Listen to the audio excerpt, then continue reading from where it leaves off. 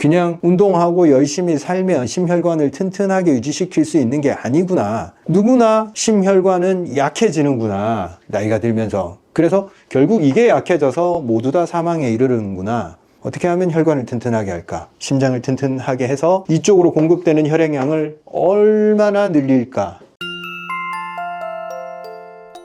안녕하십니까, 이승훈 원장입니다. 질문이 많이 들어왔어요. 위장이랑 심장이랑 어떤 관계가 있고, 또 위장을 고치면 심장이 좋아집니까? 그리고 심장을 고치면 위장이 좋아집니까? 이런 질문들을 많이 하세요. 결론부터 말씀드리자면 둘 다 서로 연관을 줍니다. 되게 중요한 장기고, 생각해 보세요. 1차적으로 몸에 문제가 생기고 감정이 나빠지고 스트레스를 받고 피곤할 때 주로 소화기가 문제가 잘 생기죠. 소화가 잘 안 된다거나 더부룩하다거나 컨디션이 떨어지는 걸 위장이 딱 티를 내요. 심하면 체한다거나 가스 차거나 설사를 하거나 변비로 나타나거나 소화기에서 티를 잘 냅니다. 소화기는 상당히 민감한 기관이기 때문에 몸의 상태를 계속 반영을 해줘요. 내 몸 상태가 어떻다, 이런 것을 소화를 통해서 항상 티를 냅니다. 그리고 심장은 펌프의 역할을 하죠. 펌프의 역할을 하면서 또 중요한 역할, 감정에 대한 반응 장기예요. 스트레스를 받거나 피로하거나 잠을 못 잤을 때 심장이 힘든 것을 딱 표를 내요. 그리고 그걸로 인해서 전신 혈액순환이 떨어지면서 위장으로 혈액이 덜 들어가니까 소화장애도 또 생기고, 위장이 심장에 영향을 더 많이 줄까? 심장이 위장에 더 많이 줄까? 영향을 주는 비율은 8대2 정도. 심장이 압도적으로 위장에 영향을 더 많이 줍니다. 왜냐? 우리 위장이 움직일 때 가장 많이 필요로 하는 게 당연하게도 혈액입니다. 우리 몸의 혈액은 영양소, 수분, 산소 이런 것들을 장기로 배달을 해주죠. 우리가 가전제품으로 따지면 이거는 에너지원과 다름없어요. 전기랑 똑같아요. 기계가 작동하기 위해서, 선풍기가 하나 작동하기 위해서, 믹서기가 작동하기 위해서 일단 전기가 안 들어가면 그건 아무런 기능을 하지 않는 그냥 물건일 뿐이잖아요. 그런데 전기가 들어가면 그때부터 부여받은 역할을 합니다. 위장도 마찬가지예요. 대량의 혈액을 필요로 하고 그 혈액을 바탕으로 위장 근육이 움직여서 수축하면서 물리적 소화를 하고 소화액을 내놓고, 그리고 위벽을 보호하는 점액질까지 다 혈액에서부터 비롯됩니다. 그래서 8대2라는 거예요. 심장의 혈류 능력이 떨어지고 감정, 스트레스에 의해서 심장 기능이 약해져서 혈액을 보내주는 양이 줄었어요. 원래 100을 보내줘야 되는데 70%밖에 못 보내줬어요. 그럼 어떻게 되겠어요? 소화력이 70%로 떨어집니다.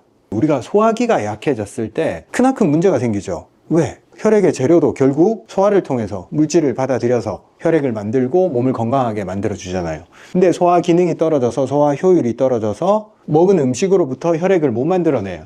혈액의 기능이 떨어지면 심장 기능 떨어지고 또다시 소화에 영향을 줍니다.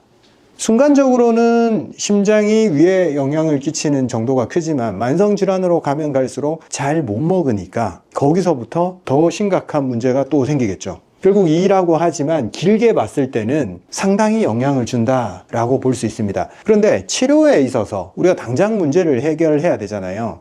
제가 비중을 둘 때는 치료에는 한 3대7의 비중을 둡니다. 물론 이 비중은 조절이 될 수 있어요. 위장이 너무 약해서 제가 처방하는 어떤 약도 소화해낼 수 없겠다 싶은 사람들은 이걸 8까지 올려요. 어느 부분을 더 중점적으로 치료할 거냐는 그 사람의 상태에 따라서 달라지지만 대체적으로 저는 심장을 더 우선시합니다.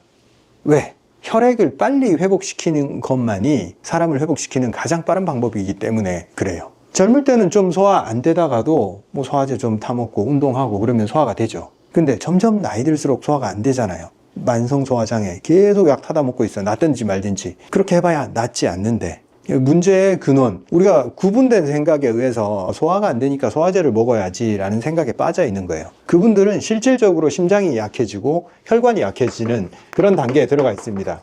심혈관이 약해지는 것은 사람이 나이가 들면서 그렇게 되라고 프로그래밍 되어 있습니다, 유전자에. 그래서 어떤 사람은 심혈관 기능이 빨리 떨어지고 또 어떤 사람은 생각보다 좀 나쁜 행동들, 소위 말하는 제가 하지 말라는 행동들 있잖아요. 커피 마시고 밀가루 먹고 수면 리듬도 안 좋고, 그런데 멀쩡해. 80, 90 될 때까지 심장 기능, 혈관 기능 멀쩡해. 그래서 댓글들 보면 그런 댓글들이 정말 많아요. 아, 제가 아는 어떤 분은 90살인데 커피 마시고 있어요. 빵을 먹고 있어요. 그렇게 자기가 주위에서 본 그런 분들의 예를 들면서 자기 논리를 방어하려고 그래요. 아, 저런 분들이 있으니까 괜찮은 거 아니야? 이렇게. 그건 사실 어떤 마음이냐면 그냥 자기가 너무 그러고 싶으니까 그에 해당되는 예를 자꾸 찾아서 자기의 그 마음을 입증하려고 그러는 거예요. 근데 생각해 보세요. 그런 분이 얼마나 많은지. 나머지 분들은 이미 문제가 생겨서 본인 눈에 안 보일 뿐이에요. 원래부터 좀 유전자가 좀 강해서 오랫동안 생존해 계시는 그런 분들을 보면서 위안을 얻는 거 아무 의미가 없습니다. 모든 경우에 예외사항은 있어요. 제가 어떤 음식이 안 좋다, 어떤 행동이 안 좋다라고 얘기했을 때 나는 해당 사항이 없는데, 나는 괜찮은데, 혹은 어떤 사람은 괜찮은데, 당연히 그런 분들이 존재하죠. 근데 우리가 정규분포라고 하죠. 이렇게 대다수의 사람들은 그런 행동이 문제가 되는 사람들이 이만큼 존재한다면 무슨 짓을 해도 멀쩡한 이런 사람들이 여기 이 소수에 그런 사람들이 존재합니다. 또 반대의 경우도 분명히 존재해요. 너무너무 올바른 생활, 규칙적인 생활 다 하는데도 불구하고 골골거리는 사람들도 이 영역에 존재합니다. 그래서 어떤 건강에 대해서 얘기를 할 때 우리가 대다수의 집단들이 겪는 문제에 대한 얘기를 하는 거지, 특수한 그걸 견뎌낼 수 있는 사람, 이런 분들을 보면서 위안을 얻어서는 안 됩니다. 이게 제가 20년 넘게 임상을 하면서 발견했던 부분들이에요. 처음에는 저는 무조건 위장이 중요하다라고 생각을 했어요. 제 위장 문제를 치료하면서 위장이 좋아지니까 다 좋아지는 거예요. 내 컨디션이. 아, 내가 약했던 위가 좋아지니까 이게 전부구나. 이것만 치료하면 웬만한 사람들의 문제를 다 해결해 줄 수 있겠구나 라고 생각해서 제가 위장을 주력으로 치료하게 됐고, 그리고 많은 분들의 문제를 해결해 왔어요. 근데 어느 순간 당연하게도 더 만성화된 사람들, 심혈관까지 문제가 생긴 사람들, 이거 아무리 건드려도 소화는 좀 잘 되는데 또다시 돌아가. 계속 반복해요. 그 문제가 근본적으로 해결이 안 되고. 그래서 처음에는 이런 분들은 좀 예외적인 경우다 라고 생각을 하면서 제가 컨트롤하지를 못했어요. 근데 제가 나이가 들면서 심혈관계 중요성을 제 몸에서 느끼게 되면서 이거 너무너무 중요하다. 그냥 운동하고 열심히 살면 심혈관을 튼튼하게 유지시킬 수 있는 게 아니구나. 누구나 심혈관은 약해지는구나. 나이가 들면서. 그래서 결국 이게 약해져서 모두 다 사망에 이르는구나. 제가 나이가 들어보니까 그걸 알겠더라고요. 그 전에 제가 사실 운동 많이 안 했어요. 저는 운동을 그렇게 많이 하는 것을 이해를 못했어요. 운동 안 해도 별 문제가 안 생겼거든요, 저는. 그리고 제가 머리 쓰는 걸 좋아해서 책 읽고 그런데 시간 투자를 하다 보니까 운동에 시간을 일부러 빼는 게 시간도 아깝고, 제가 좀 약하게 태어나서 그런 측면도 있는데 운동을 해도 별 효과가 안 나오니까 이건 나랑 안 맞는 거 하고 뒤로 밀어버리는 거예요. 근데 딱 40대 중반을 넘어서니까 그걸 느끼겠더라고요. 내 몸을 유지시키는 게 가만히 있는다고 유지되는 게 아니구나. 그냥 자연적으로 노화는 일어나는구나. 내가 무슨 짓을 하든지. 이걸 늦추기 위해서는 내가 무엇을 강화를 해야 될까? 심장을 강화하는 방법을 어떻게든 강구를 해야겠다. 그러면서 환자들에 대해서도 훨씬 더 이 비중을 높이기 시작했는데, 재밌게도 심장을 치료를 하니까 이거는 그냥 자동으로 해결돼 버리는 거예요. 이거 재밌는데, 흥미로운데, 이렇게 접근을 하면서 가설을 세웠죠. 심장 문제, 위장 문제 두 개 다 가지고 있는 사람들을 계속적으로 관찰을 했어요. 위장 문제를 치료를 안 하고 심장만으로 이 문제가 과연 어디까지 해결이 될까? 90% 이상은 심장만 강해지면 위장 문제는 거의 다 따라옵니다. 이게 어디 양방이나 한방에서 이 정도의 중요성을 거의 얘기를 하지를 않아요. 근데 이거는 제가 경험했고 제가 실제 치료하면서 거의 확실시하고 있는 부분입니다. 지금도 그렇게 치료해요. 위장 문제 아무리 많아도 그걸 내가 일일이 다 컨트롤할 수가 없어요. 증상들이 너무 많아서. 그런데 심장의 능력을 좋게 하고 혈액을 늘려주고 혈관을 튼튼하게 해주는 약제 구성으로 딱 들어가면 시간이, 어떤 사람들은 많이 걸리고 어떤 사람들은 빠르게 반응할 수도 있지만 결국에는 위장이 반응을 해줘요. 그러다 보니까 제가 심장에 훨씬 더 관심을 많이 기울이게 됐고, 사실 지금 저희 한의원 이름이 위튼 한의원인데 이름을 바꾸고 싶어요. 위심 한의원으로. 위장 제가 원래 잘하는 거고, 제가 심장을 치료를 해보니까 이거 웬만한 문제들이 같이 해결되니까 일석이조가 아니고 일석오조, 일석십조 이런 느낌이에요. 그러면서 저 개인적으로도 치료 방법들이 계속 심플해지는 거예요. 질환들을 복잡하게 보지 않고 이 사람의 심장 능력이 얼만큼 다운됐는지, 혈액의 양은 충분한지, 혈관은 튼튼한지 이런 거 위주로 체크를 합니다. 아까도 말했듯이 위장 기능이 너무 약해져서 제가 주는 이런 처방들을 흡수하지 못할 분들만 특별히 이 심장 혈액 강화하는 약들을 흡수할 수 있게 위장을 좀 만들어 놓고 그 다음 이걸 줍니다. 서초보감에서 출시한 위전보도 사실 위장 점막 보호에 효과가 있고 헬리코박터균을 억제하는 효과가 있다, 이런 건강기능식품인데 실제로 거기에 레시피는 이걸 강화하는 거를 제가 많이 넣어놨습니다. 심장에 집중해서 사람들을 치료를 하고 관찰을 하고 상담을 해보니까 이게 심장이 약해지는 계기가 정말 다양해요. 드라마틱해요.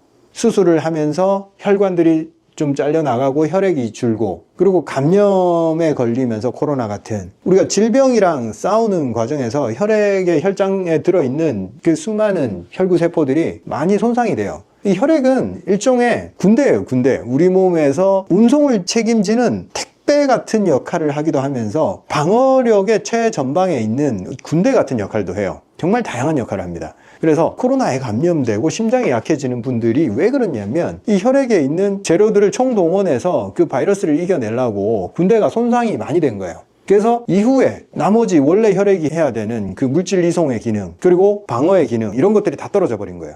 혈액이 부족해져서. 당연히 소화력도 떨어지죠. 혈액이 부족해졌으니까. 그럼 감염의 영향을 받죠. 또 수면 중에 혈액을 계속 재생을 시키는데 이 낮밤이 바뀐 분들, 심장이 약해집니다. 그냥 혈액이 약해지고, 또 강력한 스트레스에 처한 사람들 당연히 타격받죠. 내가 한약으로 도와줄 수는 있어, 치료로. 심장이 강해지니까 이게 좋아지고, 치료를 한 분들은 어떻게든 내가 컨트롤해서 생활 습관도 바꾸게 하고 기능을 자꾸 끌어올릴 수 있는데, 그렇지 못한 분들도 계시고, 또 저한테 치료하러 오시는 분들이 미리 뭔가 오기 전에 변화가 생겼으면 좋겠다, 그런 생각도 있고, 또 야, 이건 내가 치료하다 보니까 결국 모든 사람의 문제구나, 그냥 나한테 오는 환자들에 국한된 문제가 아니고 나조차도 해당된 문제고 모든 사람이 해당되는 문제구나. 그래서 자꾸 제 생각이 여러 부분에 관심이 가지는 거예요. 이 분들의 고통, 두려움, 불안, 걱정, 이런 것들이 해결이 되면 분명히 심장에 도움이 될 텐데,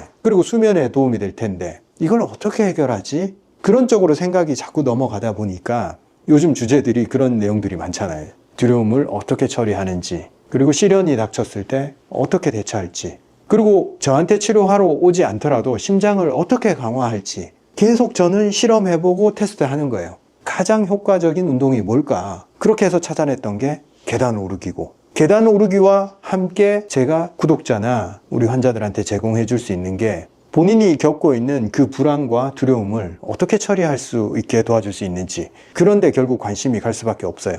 결론은 심장을 잘 다스려야 된다, 이게 더 중요하다, 이렇게 말씀드릴 수 있고, 제가 판매하는 제품들도 그렇고 건강기능식품도 그렇고 제가 처방하는 탕약도 그래요. 다 이 목적이 들어가 있습니다. 어떻게 하면 혈액을 늘릴까? 어떻게 하면 혈관을 튼튼하게 할까? 심장을 튼튼하게 해서 이쪽으로 공급되는 혈액량을 얼마나 늘릴까? 이쪽으로 공급되는 혈액량을 최대한 늘려서 얘가 최대한 효율적으로 작동해서 좋은 음식으로부터 좋은 혈액을 만들어내는 재료를 받아들일 수 있을까? 이거에 관심이 있어요, 저는. 그리고 저한테 치료하러 오시면 좋은데 상황상 안 돼서 저희 서초보감 제품을 통해서 많은 분들이 변화를 일으키고 계세요. 근데 그 서초보감의 제품 라인업들을 보면 처음 접하는 분들은 이거 뭐지? 도대체 뭔 설명도 없고 뭐도 없고 생소하실 거예요. 근데 오랫동안 영상을 보고 그런 부분에 익숙해지신 분들은 충분히 자기가 뭐가 필요하다라는 걸 인지를 하고 알아서 선택을 해서 잘 드십니다. 이게 제품에서 어떤 기능과 이런 것들을 법적으로 표방하기가 힘들어요. 그래서 우리 제품은 어느 정도 공부를 좀 해야 됩니다. 그게 좀 어렵다 하시는 분들은 그 제품의 후기들을 보시면 돼요. 그 제품들을 먹고 나서 어떤 부분에 도움을 받았는지 후기에 보면 사람들의 경험들이 막 적혀 있어요. 제가 원했던 것이 이런 거예요. 누군가가 경험을 하고 자기의 경험을 다른 사람한테 가르쳐 줄 수 있겠구나. 좋은 것은 서로 공유될 거다. 이미 많은 분들이 그런 식으로 어떻게든 공유를 하고 서로 도움을 주려고 하고 그런 모습들이 보여서 참 좋아요. 유튜브 댓글에도 그런 분들이 많이 보이고 자기가 어떠했는데 이런 걸 먹고 도움을 받았다. 본인 몸을 바라보는 관점이 만들어져야지 선택을 할 수가 있게 되고 바로바로 효과가 나오는 세팅들이 아니기 때문에 어느 정도 우리가 혈액, 진액 이런 것들 몸의 재료가 늘어날 때까지 조금만 기다려주면 몸은 그거에 답을 합니다. 그래서 좀 어렵더라도 약간의 관심과 공부를 하면 가능해요. 그렇게 어려운 내용들 없습니다. 그리고 그 공부와 그 상식들이 결국 본인의 몸을 이해하고 앞으로 살아나가는데 큰 도움이 되니까 조금 더 관심을 가지면 어떨까 싶어요. 그리고 그 심장을 다루는 본인의 마음 자세, 심장은 되게 섬세하기 때문에 아주 부드럽고 친절하게 대해줘야 됩니다. 그리고 본인이 계단을 오르건 심박수를 올리는 운동을 했을 때 심장은 딱 답을 해줘요. 기분이 좋아지고 심박수가 안정되고 불안이 감소하고 소화가 잘 되고 본인 몸에 직접적으로 해보는 수밖에 없습니다.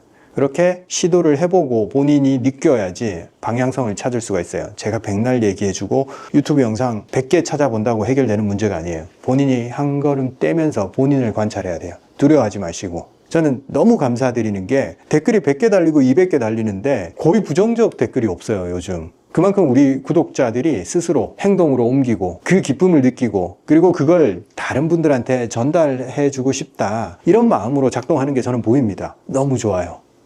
그렇게 다른 분들한테 도움을 주는 게 본인 삶에 굉장히 큰 도움이 됩니다. 그게 당신의 살아가는 힘이 될 거예요. 고령화. 우리가 예전에는 다들 그렇게 생각하셨겠죠. 사람이 오래 살게 되는 것은 축복이다. 오랫동안 살 수 있는 것은 기술의 발전, 의학의 발전, 위생 상태의 개선으로 인해서 인류에게 긴 수명을 선사를 했습니다. 근데 한 가지 전제가 있죠. 오래 사는데 건강하게 오래 살아야지 축복이지 건강하지 않게 오래 살면 상당히 고통스럽겠죠. 지금 대한민국 인류는 이런 고령화를 처음 겪어봅니다. 여러분이나 저나 다 처음 겪는 거예요. 사람이 나이 들었을 때 생기는 문제점에 대해서 예전에는 고령자가 일부였기 때문에 그렇게 큰 주목을 받지 못했습니다. 이제는 다 같이 나이가 들어가니까 이 문제가 사회적으로도 큰 부담이 되고 개인적으로도 얼마나 삶의 질을 괜찮게 끝까지 유지할 거냐 하는 문제와 직결이 되어 있습니다. 나이가 들면서 이전에 보지 못했던 질환들이 점점 사회적으로 많이 생기고 있죠. 소화기 문제, 위장 문제에 있어서도 평균 수명이 60세, 70세 정도 될 때는 요즘 진단을 많이 받고 있는 위축성 위염,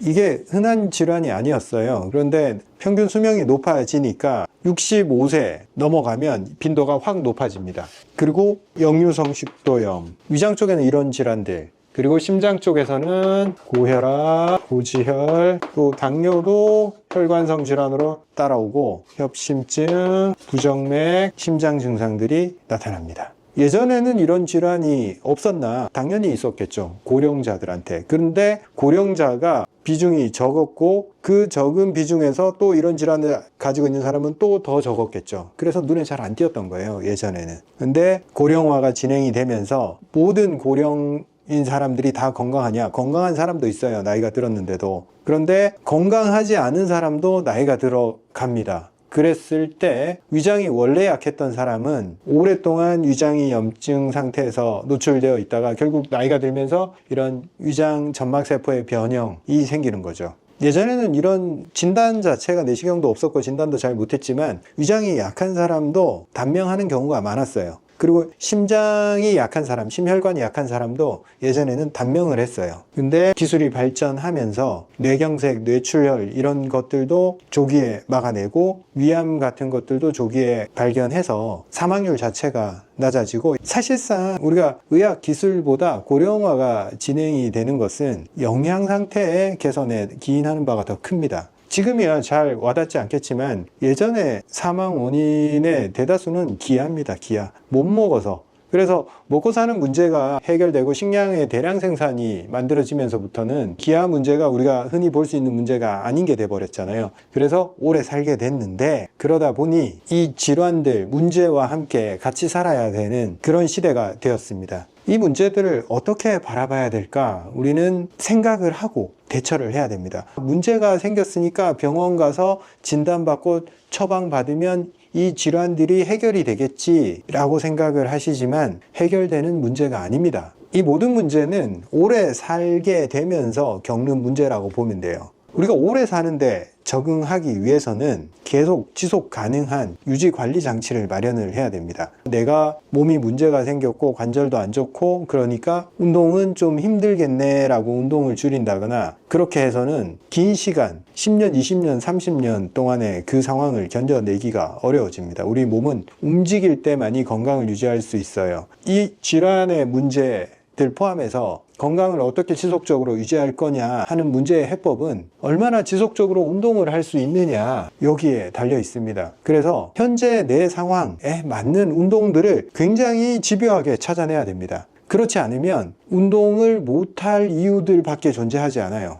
그래서 제가 피해 나갈 구멍 없이 계단 오르기를 못하겠다 하면 단 한 칸만이라도 오르자. 그리고 그 한 칸이 세 칸이 되고, 세 칸이 한 층이 되고, 한 층이 나중에 10층이 된다. 자그마한 반복을 단련을 해서 점점 더 강도를 높여 나갈 수 있다. 이렇게 말씀을 드립니다. 내가 할 수 있는 거, 현재 한 칸 오를 수 있는 거, 이걸 현재 하지 않으면 나중에 그 한 칸을 오르는 게 더 힘들어지는 순간이 옵니다. 그래서 한 칸을 오를 수 있을 때는 그 한 칸을 반복을 해서 운동 능력을 다음 단계로 자꾸 밀어붙여야 됩니다. 물론 무리하게 내 무릎이 버틸 수 없는데 처음부터 시작을 10층씩 한다. 그 무릎 고장 나요. 그래서 제가 자기한테 맞는 운동의 강도를 계속 연습을 해서 그 다음 단계로 가자, 이렇게 말씀을 드리는 거예요. 그리고 수면, 스트레스, 이게 고령화에서 겪는 강력한 문제점입니다. 수면만 잘 유지하고 내가 몸을 움직일 수 있고 스트레스가 별로 없으면 생각보다 무난하게 문제를 넘어설 수 있어요. 건강을 유지할 수 있습니다. 그런데 이 하나하나가 연계돼서 자꾸 무너집니다. 운동을 못하게 되거나 안 하거나 했을 때 연이어서 수면 문제가 따라옵니다. 왜? 이 심혈관은 쓰지 않으면 약화가 됩니다. 운동을 하지 않으면 심장이 약화가 되고, 심장이 약화가 되면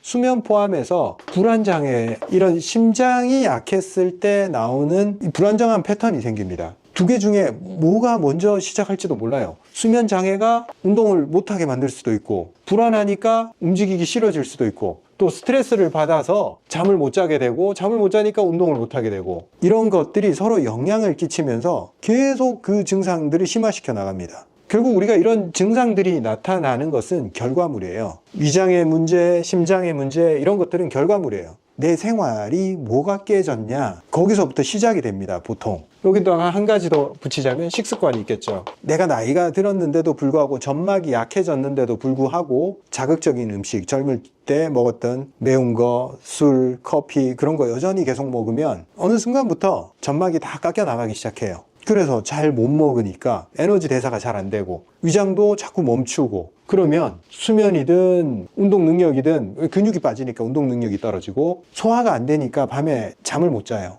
그리고 더부룩하고 기분이 나쁘기 때문에 이 스트레스에 쉽게 노출이 되고, 또 스트레스 받으면 또 소화가 안 되고, 계속 서로 연관이 되어서 돌아갑니다. 그래서 나중에 이게 복잡해져서 뭐부터 해결해야 될지, 뭐 때문에 이렇게 됐는지 갈피를 못 잡게 됩니다. 제가 문제가 많이 생겼을 때 뭐부터 해결해야 되냐 계속 강조를 하잖아요. 그냥 이것부터 해야 됩니다. 다른 거부터 시작이 잘 안 돼요. 한 발짝 떼셔가지고 몸을 움직여서 몸의 대사를 일으키고, 그걸로 인해서 소화기가 일을 하게 만들어야 돼요. 그리고 운동으로 아침에 일어나서 몸을 깨우고 움직이고 리듬을 만들면 생체 시계가 인식을 하기 시작해요. 자야 되는 시간과 깨야 되는 시간을. 그리고 에너지 대사가 높아지고 심장 능력이 좋아지니까 스트레스를 이겨내게 되고, 혈압 안정화되고, 혈액 수치 좋아지고, 심장의 패턴이 괜찮아집니다. 심근이 튼튼해지는 거죠. 고령화에서 질환이 생기는 패턴에서 두 가지가 가장 중요해요. 위, 심장. 이게 다 물려있다. 나이가 들었고, 운동을 안 했고, 수면 패턴이 깨졌고, 좋지 않은 음식을 먹고, 스트레스를 계속 받고 있다. 회복도 위장과 심장으로부터 시작이 됩니다. 예전에는 제가 나이도 좀 젊었고 제가 보는 환자군도 지금보다 좀 젊었어요. 그러다 보니 위장만 고쳐주면 다 해결이 되었어요, 제 환자군들이. 근데 어느 순간 제 환자군의 연령대가 높아지고 우리 전체 인구가 나이가 들어가다 보니까 가장 볼륨이 높은 베이비 부머가 예전에도 제 주력 환자였고 지금도 그래요. 근데 그쪽 볼륨이 이제 심혈관이 나빠지는 나이가 되니까 저 역시도 이쪽으로 훨씬 더 많이 넘어가게 됩니다. 현재. 예전에는 위만 회복시켜주면 됐는데 지금은 위 30%, 심장 70%예요. 지금 위튼 한의원에서 쓰는 처방의 이름이 위심탕이에요. 위심탕. 이렇게 이름 지어져 있는 이유가 환자들이 이 한약을 복용을 하면서 지금 본인이 뭘 회복해 나가는 과정이다 라고 인식을 하시라고 파우치에 커다랗게 위심탕이라고 적혀 있습니다. 그리고 그 위심탕이라는 글자를 보면서 여러분들은 생각을 해야 돼요. 내 위장을 회복시키고 심장을 건강하게 하기 위해서 운동과 스트레스 관리, 활동, 좋은 음식을 먹는 거, 이걸 같이 관리를 해 나가야 된다는 거. 저한테 진료 받아보신 분들은 아실 거예요. 제가 진료를 할 때 주로 어디를 만져보는지. 여기 단중이라고 그래요. 심장은 여기 있지만 심장의 반응은 여기서 나와요. 양 젖꼭지의 가장 가운데 부분, 정중선. 심하면 이 아래 위로 범위가 넓어져요. 부어있는 부위가. 심장이 비대해졌거나 심근이 기능이 많이 떨어진 분들은 만져보면 아래 위로 전체가 다 부어있어요. 그리고 통증을 강하게 느끼고 못 만지게 해요. 딱 만지면 손을 탁 칠 정도로. 옛날에는 주로 화병으로 분류했지만 실제로는 심장 약화입니다. 심장 약화는 많은 부분을 다 포괄하는 얘기예요. 심혈관 관련 질환들, 플러스 수면, 불안, 이런 것들, 자율신경실조증 전부 다 심장의 문제로 귀결이 됩니다. 그래서 옛날에는 그 전체를 화병이라고 얘기를 했죠. 화병 맞아요. 스트레스성 질환이고 실제 스트레스에 많이 눌렸던 사람들이 심장 문제로 질환이 생기기 때문에 요즘은 저는 화병이라는 병명은 잘 쓰지는 않아요. 왜냐하면 좀 너무 포괄적이고 추상적이에요. 저는 명확해요. 이건 심장의 문제라는 걸. 그래서 굳이 화병이라는 모호한 단어를 쓰기보다 심장이 약해진 거다, 심장의 문제다라고 저는 명확히 얘기를 합니다, 항상.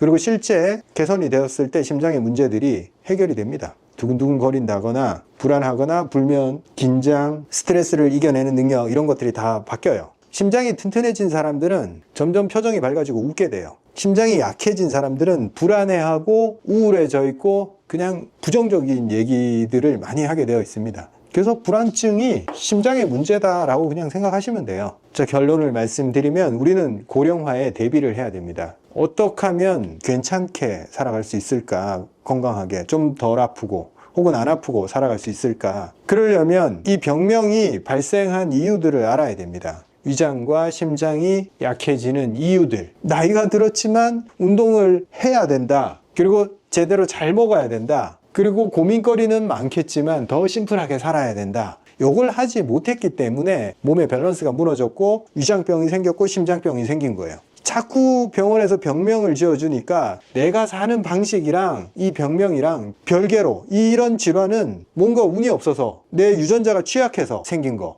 이렇게 생각을 하시는데 전혀 그렇지 않습니다. 유전자보다 훨씬 더 내가 살아온 방식에 더 영향을 받아서 문제가 생깁니다. 이런 질환이 생겨서 당장에 좀 불안하고 그러시겠지만, 그리고 당장 운동한다고 이게 해결될 것 같지 않단 말이에요. 그래서 아이고 이거가 도움이 될지언정 이거 어느 세월에 하면서 접근을 안 하려고 해요.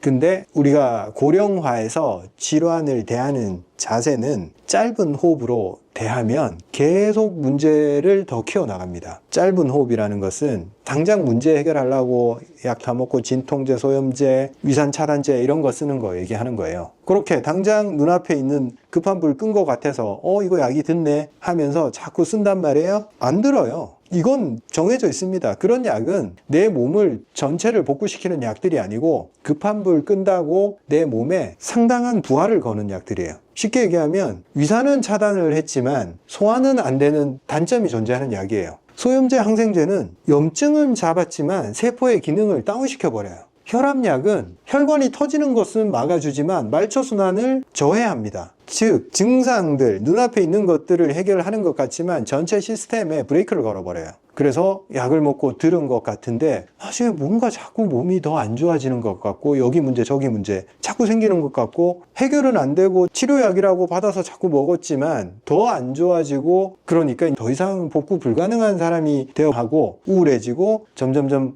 약에 의존만 하고 이걸 개선시킬 수 있다라는 희망을 가지지 못하게 됩니다.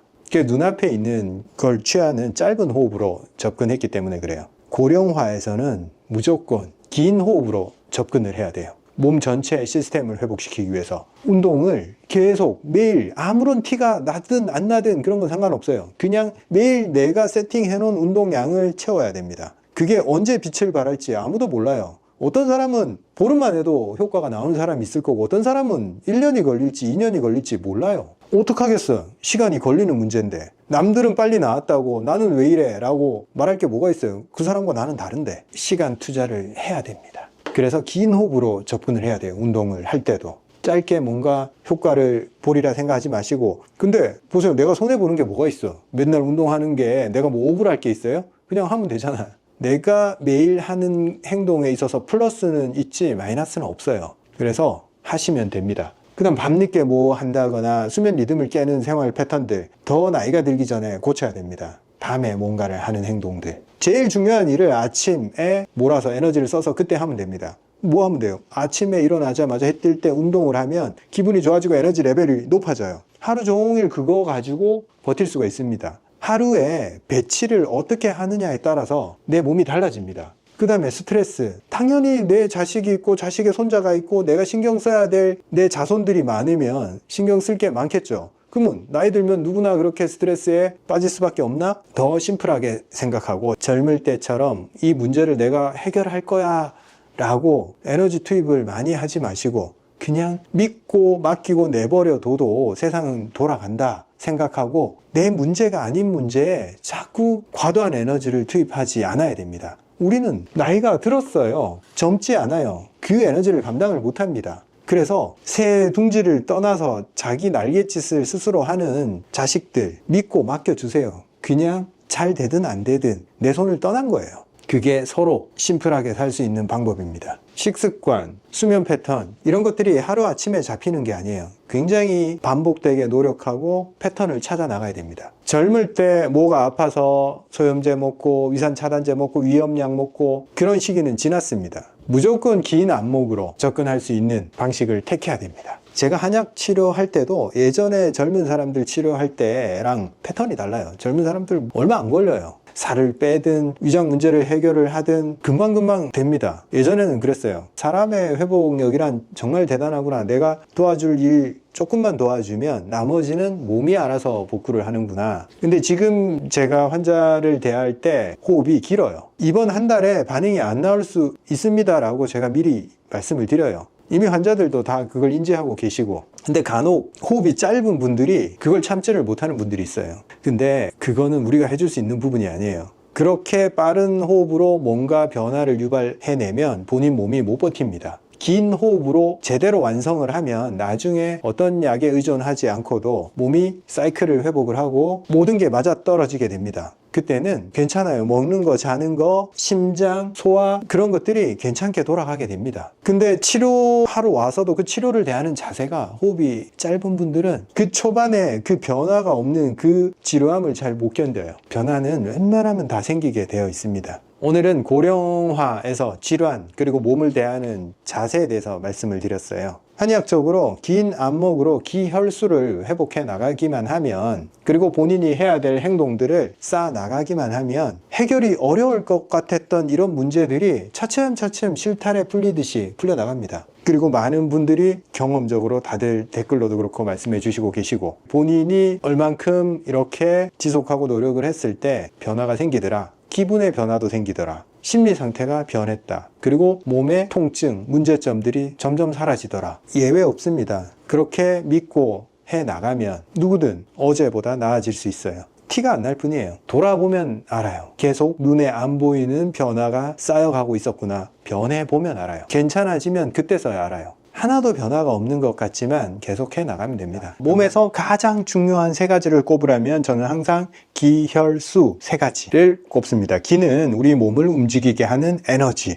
활동력, 성장 능력. 에너지의 활동을 한마디로 표현하자면 기라고 할 수 있고, 혈은 그 에너지가 발현될 수 있게 재료를 공급해주는, 영양분을 공급해주는 역할. 그리고 수는 한마디로 말해서 진액, 우리 몸에 필요한 세포 활동, 촉촉함, 분비샘, 매끄러움을 만들어내는 그 마지막 단계, 세포 차원에서의 활동이라고 볼 수 있습니다. 몸이 어디가 문제가 생겼든 기혈수가 제대로 돌아갔을 때 세포 차원으로 우리가 물질을 잘 공급해주고 에너지를 공급해줬을 때 세포가 최적의 상태로 변하면서 회복력을 갖게 되는 거죠. 모든 생명체는 똑같아요. 기혈수로 구분지어서 바라볼 수 있습니다. 예를 들어 우리가 식물을 키운다고 생각을 해봅시다.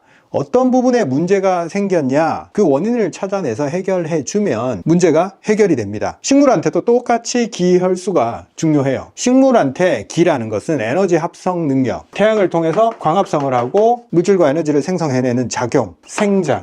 태양이 없으면 식물은 성장할 수 없죠. 그리고 에너지 합성도 안 되고 생명 활동이 멈추겠죠. 식물에 있어서 광합성 작용이나 생장을 기의 활동, 에너지 활동으로 볼 수 있습니다. 그리고 혈의 활동은 뿌리에서 영양분을 흡수하는, 재료를 공급해주는 그런 역할. 그리고 진액, 생명체의 특징인 촉촉함을 유지시키고 가장 중요한 작용인 수분대사를 만들어내는 그 작용을 수의 작용, 진액의 작용이라고 할 수 있습니다. 식물이 잘 자라고 문제가 없을 때는 뭐가 부족한지 잘 파악이 안 됩니다. 그런데 우리가 햇빛이 만약에 차단이 됐다. 어떤 현상이 생기겠어요? 더 이상 자라지가 않아요. 그리고 생명력이 약해지기 때문에 시들시들해지는 거죠. 그리고 당연히 수분 대사가 잘 안 됐을 때, 수분이 모자라거나 수분이 전달이 안 됐을 때 마르겠죠. 잎이 건조해지고 수분이 전달이 안 되는 현상이 그대로 나타납니다. 그리고 영양분이 부족해졌을 때 잎의 부피라든지 어떤 사이즈를 키우지를 못하고 정상적인 색깔이 안 나오고 식물이 누렇게 뜬다든가 영양 결핍 상태를 확인할 수 있게 됩니다. 토양의 상태가 나빴을 때, 부족했을 때 그런 현상이 생기겠죠. 몸에서도 똑같은 현상이 생깁니다. 몸에서 혈이 부족했을 때 가장 중요한 징후가 혈색이 나빠져요. 그러니까 발그레하고 사람이 핏기가 좀 있어야 되는데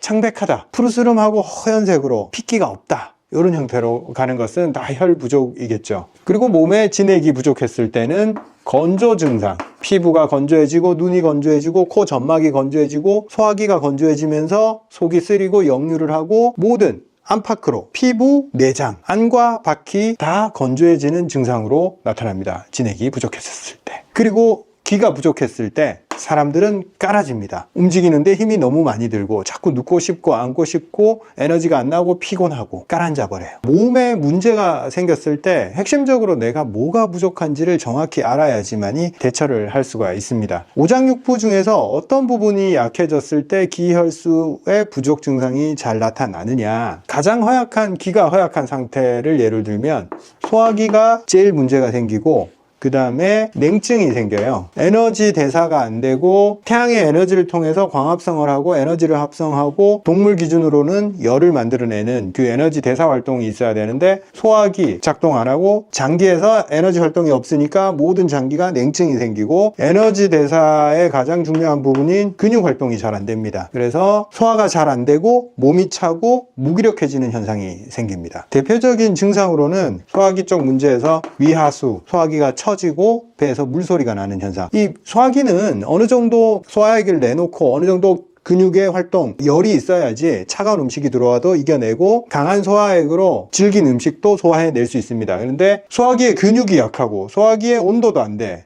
그러니까 위가 항상 차갑고 처져 있고 물소리가 납니다. 에너지 생산이 안 됐기 때문에 수족 냉증이 있고 추위를 못 견뎌요. 근육, 몸의 전체적인 근육도 약해지지만 폐, 횡격막 이런 말을 하는데 드는 근육도 약해지기 때문에 말소리가 작아지고 숨이 깊게 안 들어가는 증상이 생기고 또 몸 안에 에너지가 빠지지 않게 근육과 피부가 이렇게 수축시키면서 막아주는 힘이 없어요. 이걸 고표작용이라고 그러는데 에너지가 많은 사람들은 에너지가 빠져나가는 걸 막아줄 만한 힘이 있어요. 근데 생성도 잘 안 되지만 후루룩 다 빠져나가 버려요. 그래서 빠져나가는 증상들로 좀 힘들어해요. 빠져나가는 게 뭐가 있어요? 설사, 에너지 흡수도 안 되고 에너지가 빠져 빠져나가는 증상. 시커 먹었는데 다 빠져버리는 거예요. 변이 무르고 설사 경향이 많아요. 그리고 땀, 조금만 땀을 흘려도 기가 빠지고 사우나 같은데 오래 앉아있지를 못합니다. 그냥 기운이 축축축 다 빠져버리기 때문에. 그리고 면역력이 떨어지니까 감기나 포진 같은데 잘 걸려요. 헤르페스 같은 거 잘 걸리고 바이러스에 감염이 잘 됩니다. 자, 기혈수가 약한 계통 중에서 가장 허약한 것부터 먼저 말씀드렸어요. 기가 약하고 에너지 활동이 안 되는 계통, 소화기, 냉증, 근육, 허약한 쪽으로. 기가 약한 사람들은 이 기가 보강되지 않으면 나머지 이런 혈이나 술을 보강할 수가 없어요. 왜? 소화기가 흡수 하나도 못해요. 좋은 거 혈이나 술을 넣어줘도 작동을 하지 않습니다. 그래서 기가 허약한 사람은 가장 먼저 기부터 보강을 해야 된다. 기를 보강한다 하는 것은 근육에 탄력을 만들고 소화기에 탄력을 만들어주는 거예요. 그래서 적정한 약재로는 황기, 인삼, 대추 이런 계통이에요. 황기, 인삼 조합은 열을 내주면서 에너지를 응축시키고 상승시키고 빠져나가지 않게 해주고 이런 기능을 합니다. 가장 먼저 작용하는 게 소화기에 작용을 해요. 그래서 위가 처지는 걸 막아주고 위에서 물소리 나는 걸 탄력을 통해서 배출을 시키면서 물소리가 안 나게 해줍니다. 그래서 가장 기가 다운되어 있는 환자 계통인 위하소 환자는 빼서 맨날 물소리가 나는데 이 계통으로 장기적으로 복용을 하면 물소리가 안 나고 소화가 된다, 흡수가 된다. 그러면서 흡수가 됐으니까 설사가 멈추고 땀이 많이 나던 게 멈추면서 기력이 덜 빠지는 형태가 되고 감기를 덜 하게 되고 기력이 생기니까 말소리에 힘이 생기고 추위를 덜 타게 되겠죠. 현실적으로는 대부분 기혈수가 동시에 많이 부족해진 상태로 옵니다. 그래서 아주 허약해진 상태에서는 딱 하나를 골라서 보강을 해줘야지 그 다음 단계로 나아갈 수 있어요. 그런데 골고루 좀 허약해졌다, 보편적으로 그냥 일반적으로 허약해졌다 이러면 동시에 넣어주면 서로를 보강을 해줍니다. 그래서 기를 보강하는 거, 그 다음에 혈을 보충해 주는 거, 반삼, 홍화, 진액을 보충해 주는 거, 사삼, 맹문동, 산약, 백봉령 이런 식으로 조합을 했을 때 훨씬 더 안정적으로 들어갈 수가 있습니다. 어지간하면 이런 조합만 해줘도 괜찮아요. 제가 진료실에서 처방을 통해서도 환자들을 케어하지만 환자들이 손쉽게 접근할 수 있게 제품들을 계속 만들어내고 있잖아요. 굉장히 안전하고 상호 보완적으로 만들어 놨습니다. 전부 다 제 목적은 기를 올리고 혈이 보충되고 진액이 충만할 수 있게 골고루 보강을 할 수 있게 세팅을 해놨습니다. 우리 구독자분들 중에 저희 제품 애용하시는 분들 중에 가장 피드백이 좋은 분들이 저희 제품 싹 다 먹는 분들이에요. 왜냐?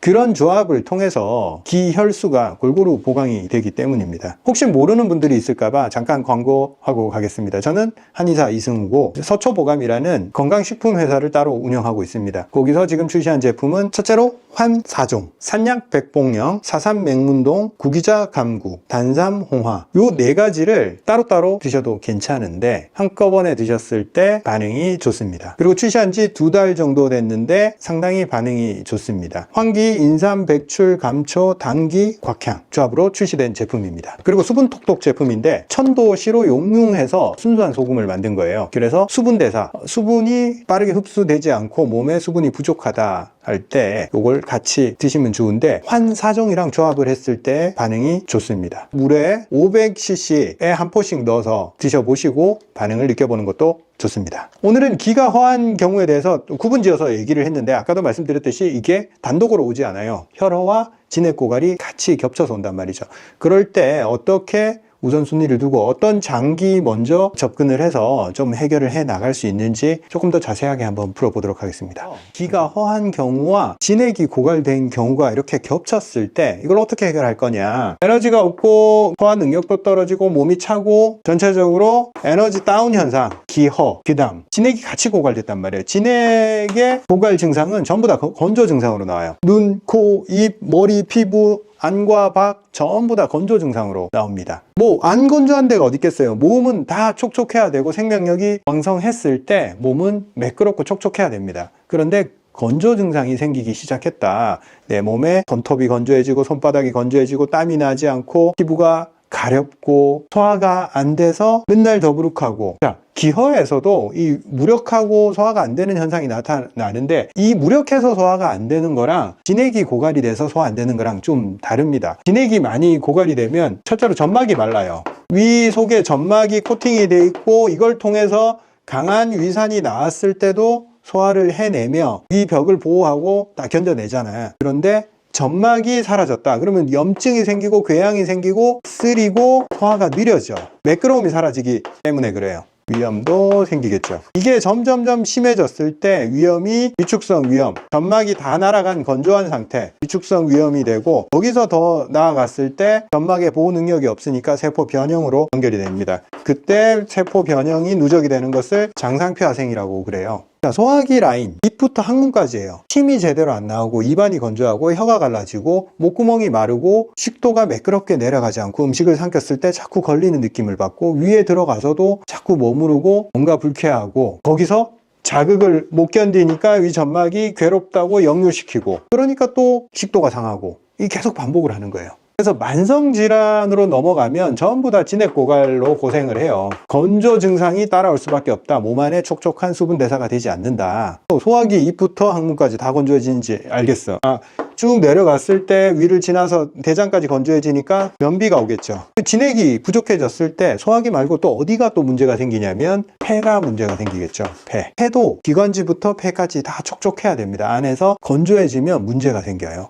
호흡기잖아요. 코부터 시작해서 숨 쉬는 데까지예요. 뭐가 생기겠어요? 코 점막이 말라서 비염, 축농증, 이 코 점막에 건조가 불러오는 거예요. 실제로는 건조하고 손상되니까 자꾸 농이 생기는 거예요. 그리고 기관지가 말라버리니까 기침을 하고, 폐 건조는 피부의 문제와 동반됩니다. 폐의 특성과 피부의 특성이 굉장히 비슷하기 때문에 마른 기침을 하는 사람은 다 피부가 건조해요. 진액 고갈이 오장육부 몸 전체에 영향을 안 미치는 데가 없어요. 당연히 모든 부분에 다 영향을 미치는데, 핵심적인 두 가지가 위장을 포함한 소화기 그리고 호흡기, 이 두 가지가 핵심이에요. 진액이 고갈돼서 문제가 생기는 장기 두 가지는 소화기와 호흡기다, 이렇게 생각을 하시면 돼요. 그래서 몸에 건조감이 많이 생겼어. 그럼 딱 살펴봐. 이게 소화기냐 호흡기냐. 피부도 호흡기에 속해요. 소화기가 문제가 생겼다 했을 때 우리가 꾸준히 해줘야 되는 게 위장 점막을 회복시키는 행위들이에요. 그래서 우리가 약재 수준에서는 산약, 백곡영조합을 제가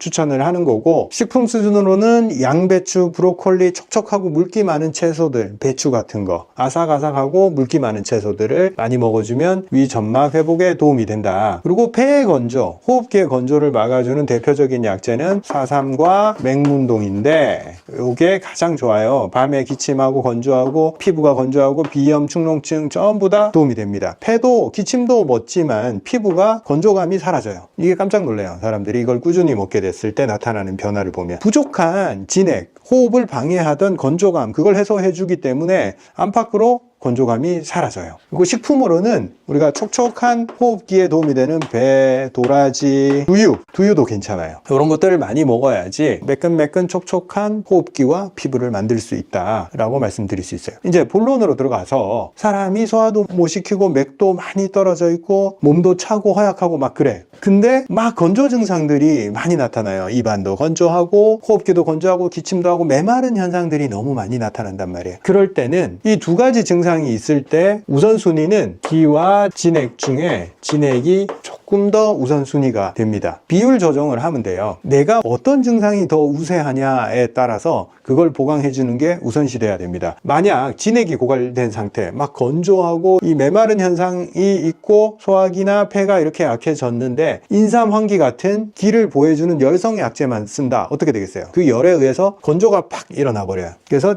진액을 더 마르게 할 수가 있다. 그래도 이게 완전히 따로 오는 게 아니기 때문에 기도 허한 경우가 너무 많아요. 그래서 기가 허한데 만약 진액만 넣어줬다 그러면 어떻게 되겠어요? 이런 것도 설사를 해버려요. 그냥 쫙 흘러내려버려요. 그리고 이걸 흡수해낼 소화기에 힘도 없어. 근데 너무 무기력한 사람들은 기를 같이 보강을 해줘야 돼요. 같이 보강을 해주되 누가 더 우선순위냐. 예를 들어서 무기력하고 허약하고 설사하고 배에서 물소리가 심하고 더위보다는 추위를 훨씬 더 많이 타는 사람이 입도 건조하고 약간 목도 칼칼하고 그래. 심한 정도는 아니야. 그러면 기를 더 보강을 해줘야 돼. 진액보다 기를 더 보강을 해줘야 돼. 그래서 맨날 물소리 나고 설사하고 그러는 사람한테 이런 진액을 함유한 약재를 주면 한계가 있어요. 근데 분명히 말하지만 이거를 같이 가지고 있는 사람은 항상 상호 보완적으로 해줘야지 한쪽으로 가서는 안 됩니다. 자동차로 치면 기는 엔진을 돌리는 힘이에요. 에너지. 진액은 윤활유예요. 윤활유. 이 두 개를 따로 볼 수가 없어요. 엔진이 힘이 없다 하더라도 윤활유는 반드시 필요한 거고, 윤활유가 지 혼자 있다고 에너지를 만들어낼 수 있겠어요? 엔진에 이 에너지 생성 작용이 있어야 돼요. 폭발 작용이 있어야 된다는 거죠. 그래서 둘은 항상 상호 보완적이지 따로 갈 수 없다. 그래서 뭐가 조금 더 약한지를 보면서 무엇을 더 우위로 채워줄지를 생각하는 게 좋습니다. 자, 기혈수 간단해서 기혈수 채워주면 되겠네 싶지만 여기서 약간의 복잡함이 생기잖아요. 근데 일반적으로 우리가 식품 수준에서 먹는 것들은 같이만 안 먹으면 돼요. 동시에 먹지만 않고 약재가 따로따로 작용할 수 있게 구분해서 드셔주기만 하면 돼요. 기를 올리는 약재들은 상기를 시켜요. 황기, 인삼 이렇게 끌어올리는 약재고, 이런 애들은 조금 더 다운을 시키고 이렇게 진정시키는 작용이 훨씬 더 강하고 매끄럽게 해주는 작용, 물질적인 역할을 하잖아요. 그래서 복용하는 시점이 좀 중요해요. 이런 것들은 밤에 먹으면 기를 확 올리잖아요. 제가 밤에 운동하지 마라 하는 거랑 똑같아요. 기를 올리는 행위는, 흥분하는 행위나 황기, 인삼을 먹는 행위는 밤에 하면 안 돼요. 이런 것들은 낮에 먹어야 돼요. 그리고 이런 물질적인 것들은 밤에 먹는 게 더 좋습니다. 물론 뭐 낮에 먹어도 이거 아무 상관이 없어요. 근데 이런 애들은 기를 올리니까 밤에만 먹지 마라. 잠 못 자요. 상기가 돼서. 물론 기가 너무 허약해서 못 자는 사람들은 또 밤에 먹어도 잠을 오히려 더 잘 잔다 하는 경우도 있어요. 자기의 상태를 좀 관찰하면서 대처를 해야지, 아, 황기는 밤에 먹지 마라, 이게 절대적인 얘기는 아니에요. 기가 허약한 게 모든 증상들보다 우위에 있을 때는 아무 때나 먹고 하루 3번 먹고 하루 6번 먹어도 상관이 없어요. 그러면 그 기가 올라오면서 나머지 것들이 해결이 돼버려요. 자, 오늘은 기가 허한 경우와 진액이 고갈된 경우가 겹쳤을 때 어떻게 판별하고 어떻게 대처해야 되는지를 말씀드렸는데, 다음 시간에는 또 다른 조합으로 기혈 혹은 혈수, 이렇게 조합으로 문제가 생겼을 때 또 어떻게 대처해야 되는지 또 말씀드려 보도록 하겠습니다. 이번 시간에는 기혈수 중에 혈과 수의 관계에 대해서 말씀드리겠습니다. 몸에서 겉과 속이 촉촉해야 된다. 그래서 속 안에 촉촉해야 되는 부분은 소화기, 그리고 호흡기. 호흡기의 다른 표현인 피부, 안과 밖이 동시에 촉촉하고 매끄러워야 된다. 이게 진액의 활동이고, 진액이 충만했을 때 모든 게 촉촉하고 문제없이 돌아가게 되는데, 건조해졌을 때는 소화기의 문제, 호흡기의 문제, 다 건조 증상, 속이 메마르고 기침을 하고 소화가 안 되고 역류를 하고 이런 증상으로 나온다고 말씀드렸습니다. 물질적인 부분인 거죠. 우리가 수, 진액, 몸 안에 영양분 재료, 분비샘이 작동할 수 있게 해주고 윤활 작용을 할 수 있게 해주는 재료가 공급이 되는데, 그 재료는 어디에서부터 왔을까요? 당연히 혈액으로부터 공급이 됩니다. 혈액만 공급해주면 되지 이걸 구분지어서 생각할 필요가 뭐가 있냐, 이렇게 볼 수 있잖아요. 근데 조금 겹치기도 하고, 사실 진액을 보충해 줄 때 혈액을 보충해 주면 해결되는 경우가 많습니다. 그런데 실질적으로 좀 갈려요. 어떻게 갈리냐? 얘들은 소화기, 호흡기의 문제라고 얘기를 했지만, 혈의 문제는 혈을 돌리고 혈을 저장하는 장기에 주로 문제가 생겨요. 혈을 돌리는 가장 중요한 장기가 뭐라고 그랬어요? 심장입니다. 심장 관련된 증상들은 이 진액 보충보다는 혈의 보충을 통해서 해결해야 된다. 그리고 심장, 혈액을 돌리는 펌프고 혈액을 저장하는 기관은 또 따로 있다고 했죠. 간과 자궁. 실제 혈액이 가장 많이 들어있는 장기입니다. 간은 혈액을 보관하고 재생하고 합성하는 역할을 합니다. 우리가 밤에는 혈액순환을 왕성하게 돌릴 수가 없잖아요. 그래서 혈관 안에 혈액이나 심장에서 돌리는 혈액 양을 줄여요. 밤에 잘 때는. 그게 다 어디로 가냐? 일단 간으로 이렇게 다 수렴을 해서 저장을 해놨다가 활동을 할 때 다시 다 끄집어내서 씁니다. 실제 우리가 동물의 간을 이렇게 보면 거의 핏덩어리죠.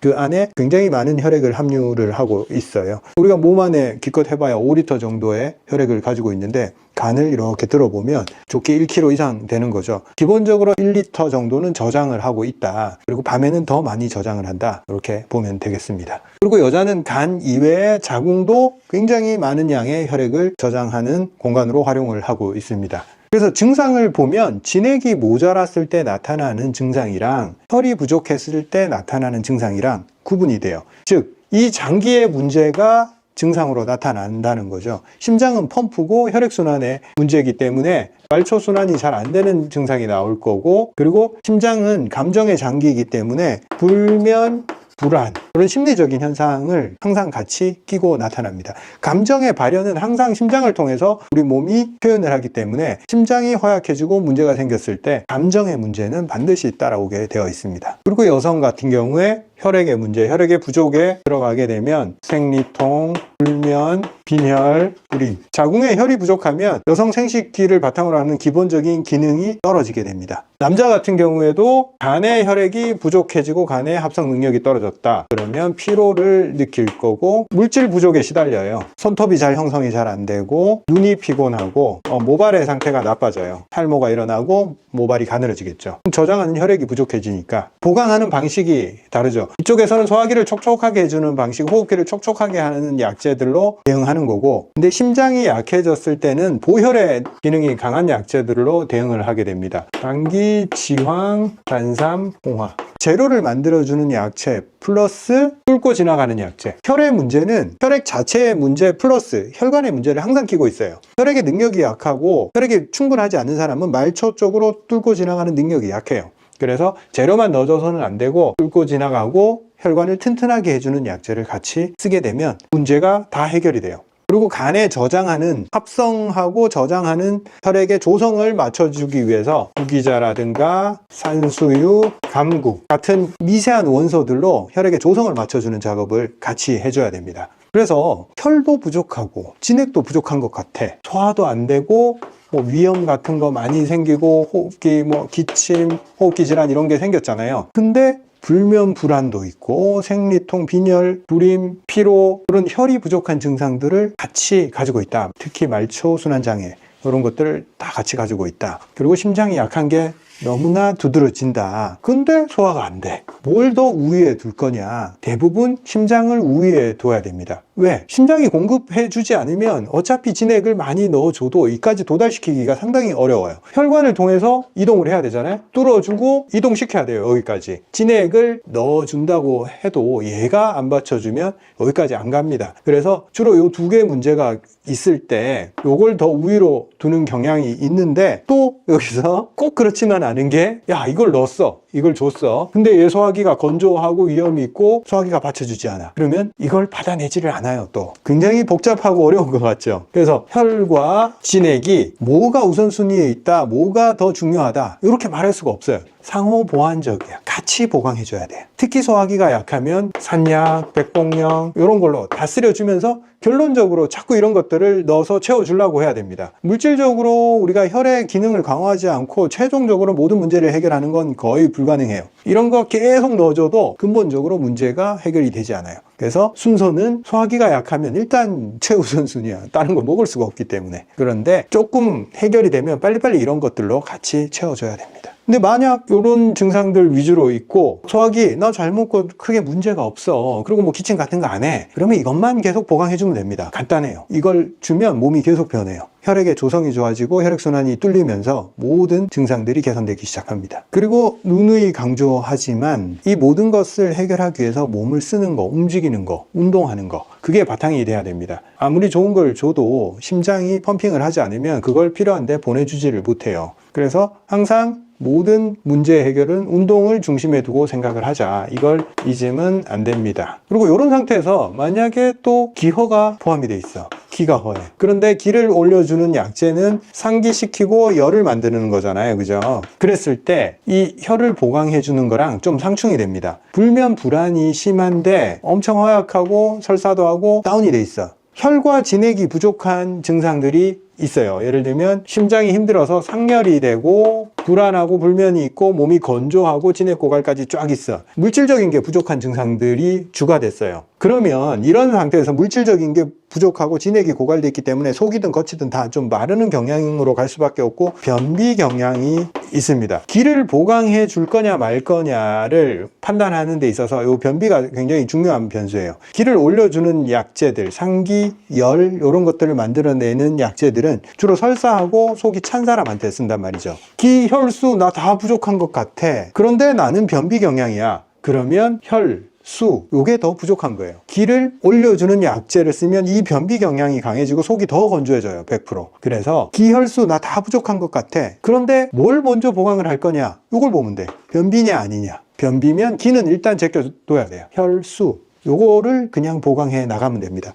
근데 이런 약재들 다 물질적인 약재들을 쓰게 되면 이 변비 경향이 당연히 해소가 되겠죠. 근데 저것만 주구장창 쓰다 보면 기가 허약한 거는 그대로 보강이 안 되고 있을 수 있어요. 그런 상태에서 변비가 약간 설사 경향으로 바뀌기 시작해. 그러면 요때 기를 넣어줄 수 있는 거예요. 그 시점에 기를 보강하는 걸 먹어주면 요게 이제 다시 바나나 변으로 바뀝니다. 최종적인 대사의 산물들, 변을 통해서 내가 지금 어떤 상태인지를 유추를 해야 됩니다. 나는 변비 경향이야. 그러면 혈이 부족하고 진액이 부족하다. 이렇게 유추할 수 있고, 나 설사 경향이야. 흡수를 잘 못해. 변을 보고 나면 기운이 빠져. 그러면 기가 허한 거예요. 그러면 우선순위가 기를 보강해 주는 게 우선순위가 되겠죠. 뭐가 약한지 확인할 수 있는 포인트로 사용하기 좋잖아요. 변의 형태. 말씀드리다가 생각이 난 건데, 내가 어느 부분이 약한지 명확하게 딱 포커스를 잡을 수 있는 어떤 몸의 상태, 변비도 있고 식욕이라든지 배고픔의 형태, 이런 것도 요소가 될 수가 있고, 땀의 형태, 이런 거. 그래서 어떤 기준이 될 만한 증상들을 통해서 기혈수 중에 내가 뭐가 부족한지를 판별할 수 있는 방법을 다음 시간에 구체적으로 한번 제가 설명을 한번 드리도록 하겠습니다. 제가 지난 시간에 변비에 대해서 딱 얘기하다가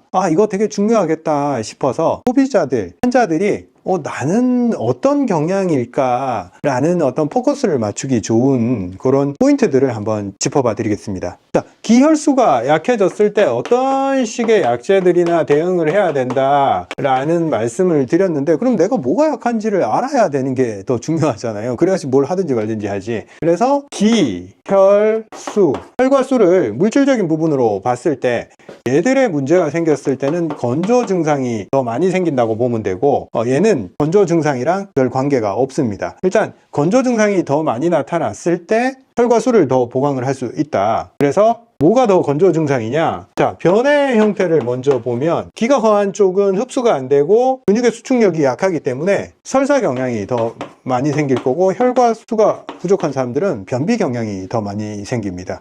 현대인들은 뭐가 더 많아요? 변비가 압도적으로 더 많죠. 스트레스를 받으면서 혈을 쪼그라뜨리고 몸에 진액을 다 고갈시켜 놨어요. 그래서 변비가 압도적으로 더 많다. 그 다음 또 하나의 징후, 배고픔을 느끼냐 안 느끼냐, 이게 기준이 돼요. 기가 허한 사람은 무력증이 생겨 있어요. 위가 무기력하고 음식을 받아낼 준비도 안 돼 있고 이미 아까 들어온 음식도 처리하지 못하고 있어요. 그래서 배고픔이 잘 안 느껴져요. 그런데 기가 허하지 않은 사람들, 혈과 수가 부족한 사람들, 몸 안이 고갈됐고 건조해지고 말라져 있잖아요. 자극을 받으면서 신호를 강하게 보내요. 건조는 열을 가지고 있기 때문에 위가 열을 느끼면서 빨리빨리 뭐라도 좀 들어와서 나를 좀 촉촉하게 해줘, 이런 신호를 보냅니다. 허기가 엄청 많이 지고 돌아서면 배고프고 자꾸 폭식을 하게 돼요. 그리고 기가 허한 사람은 온도 측면에서 냉증 경향이 훨씬 더 강하고, 여름은 견딜 수 있어. 그런데 겨울은 너무 힘들어. 이렇게 추위에 대해서 견디지를 잘 못해요. 그리고 밤에 잘 때 손발이 너무 시려서 양말도 신고 자고 막 그렇습니다. 근데 혈과 수가 부족한 사람들은 열의 증상들을 훨씬 더 많이 보입니다.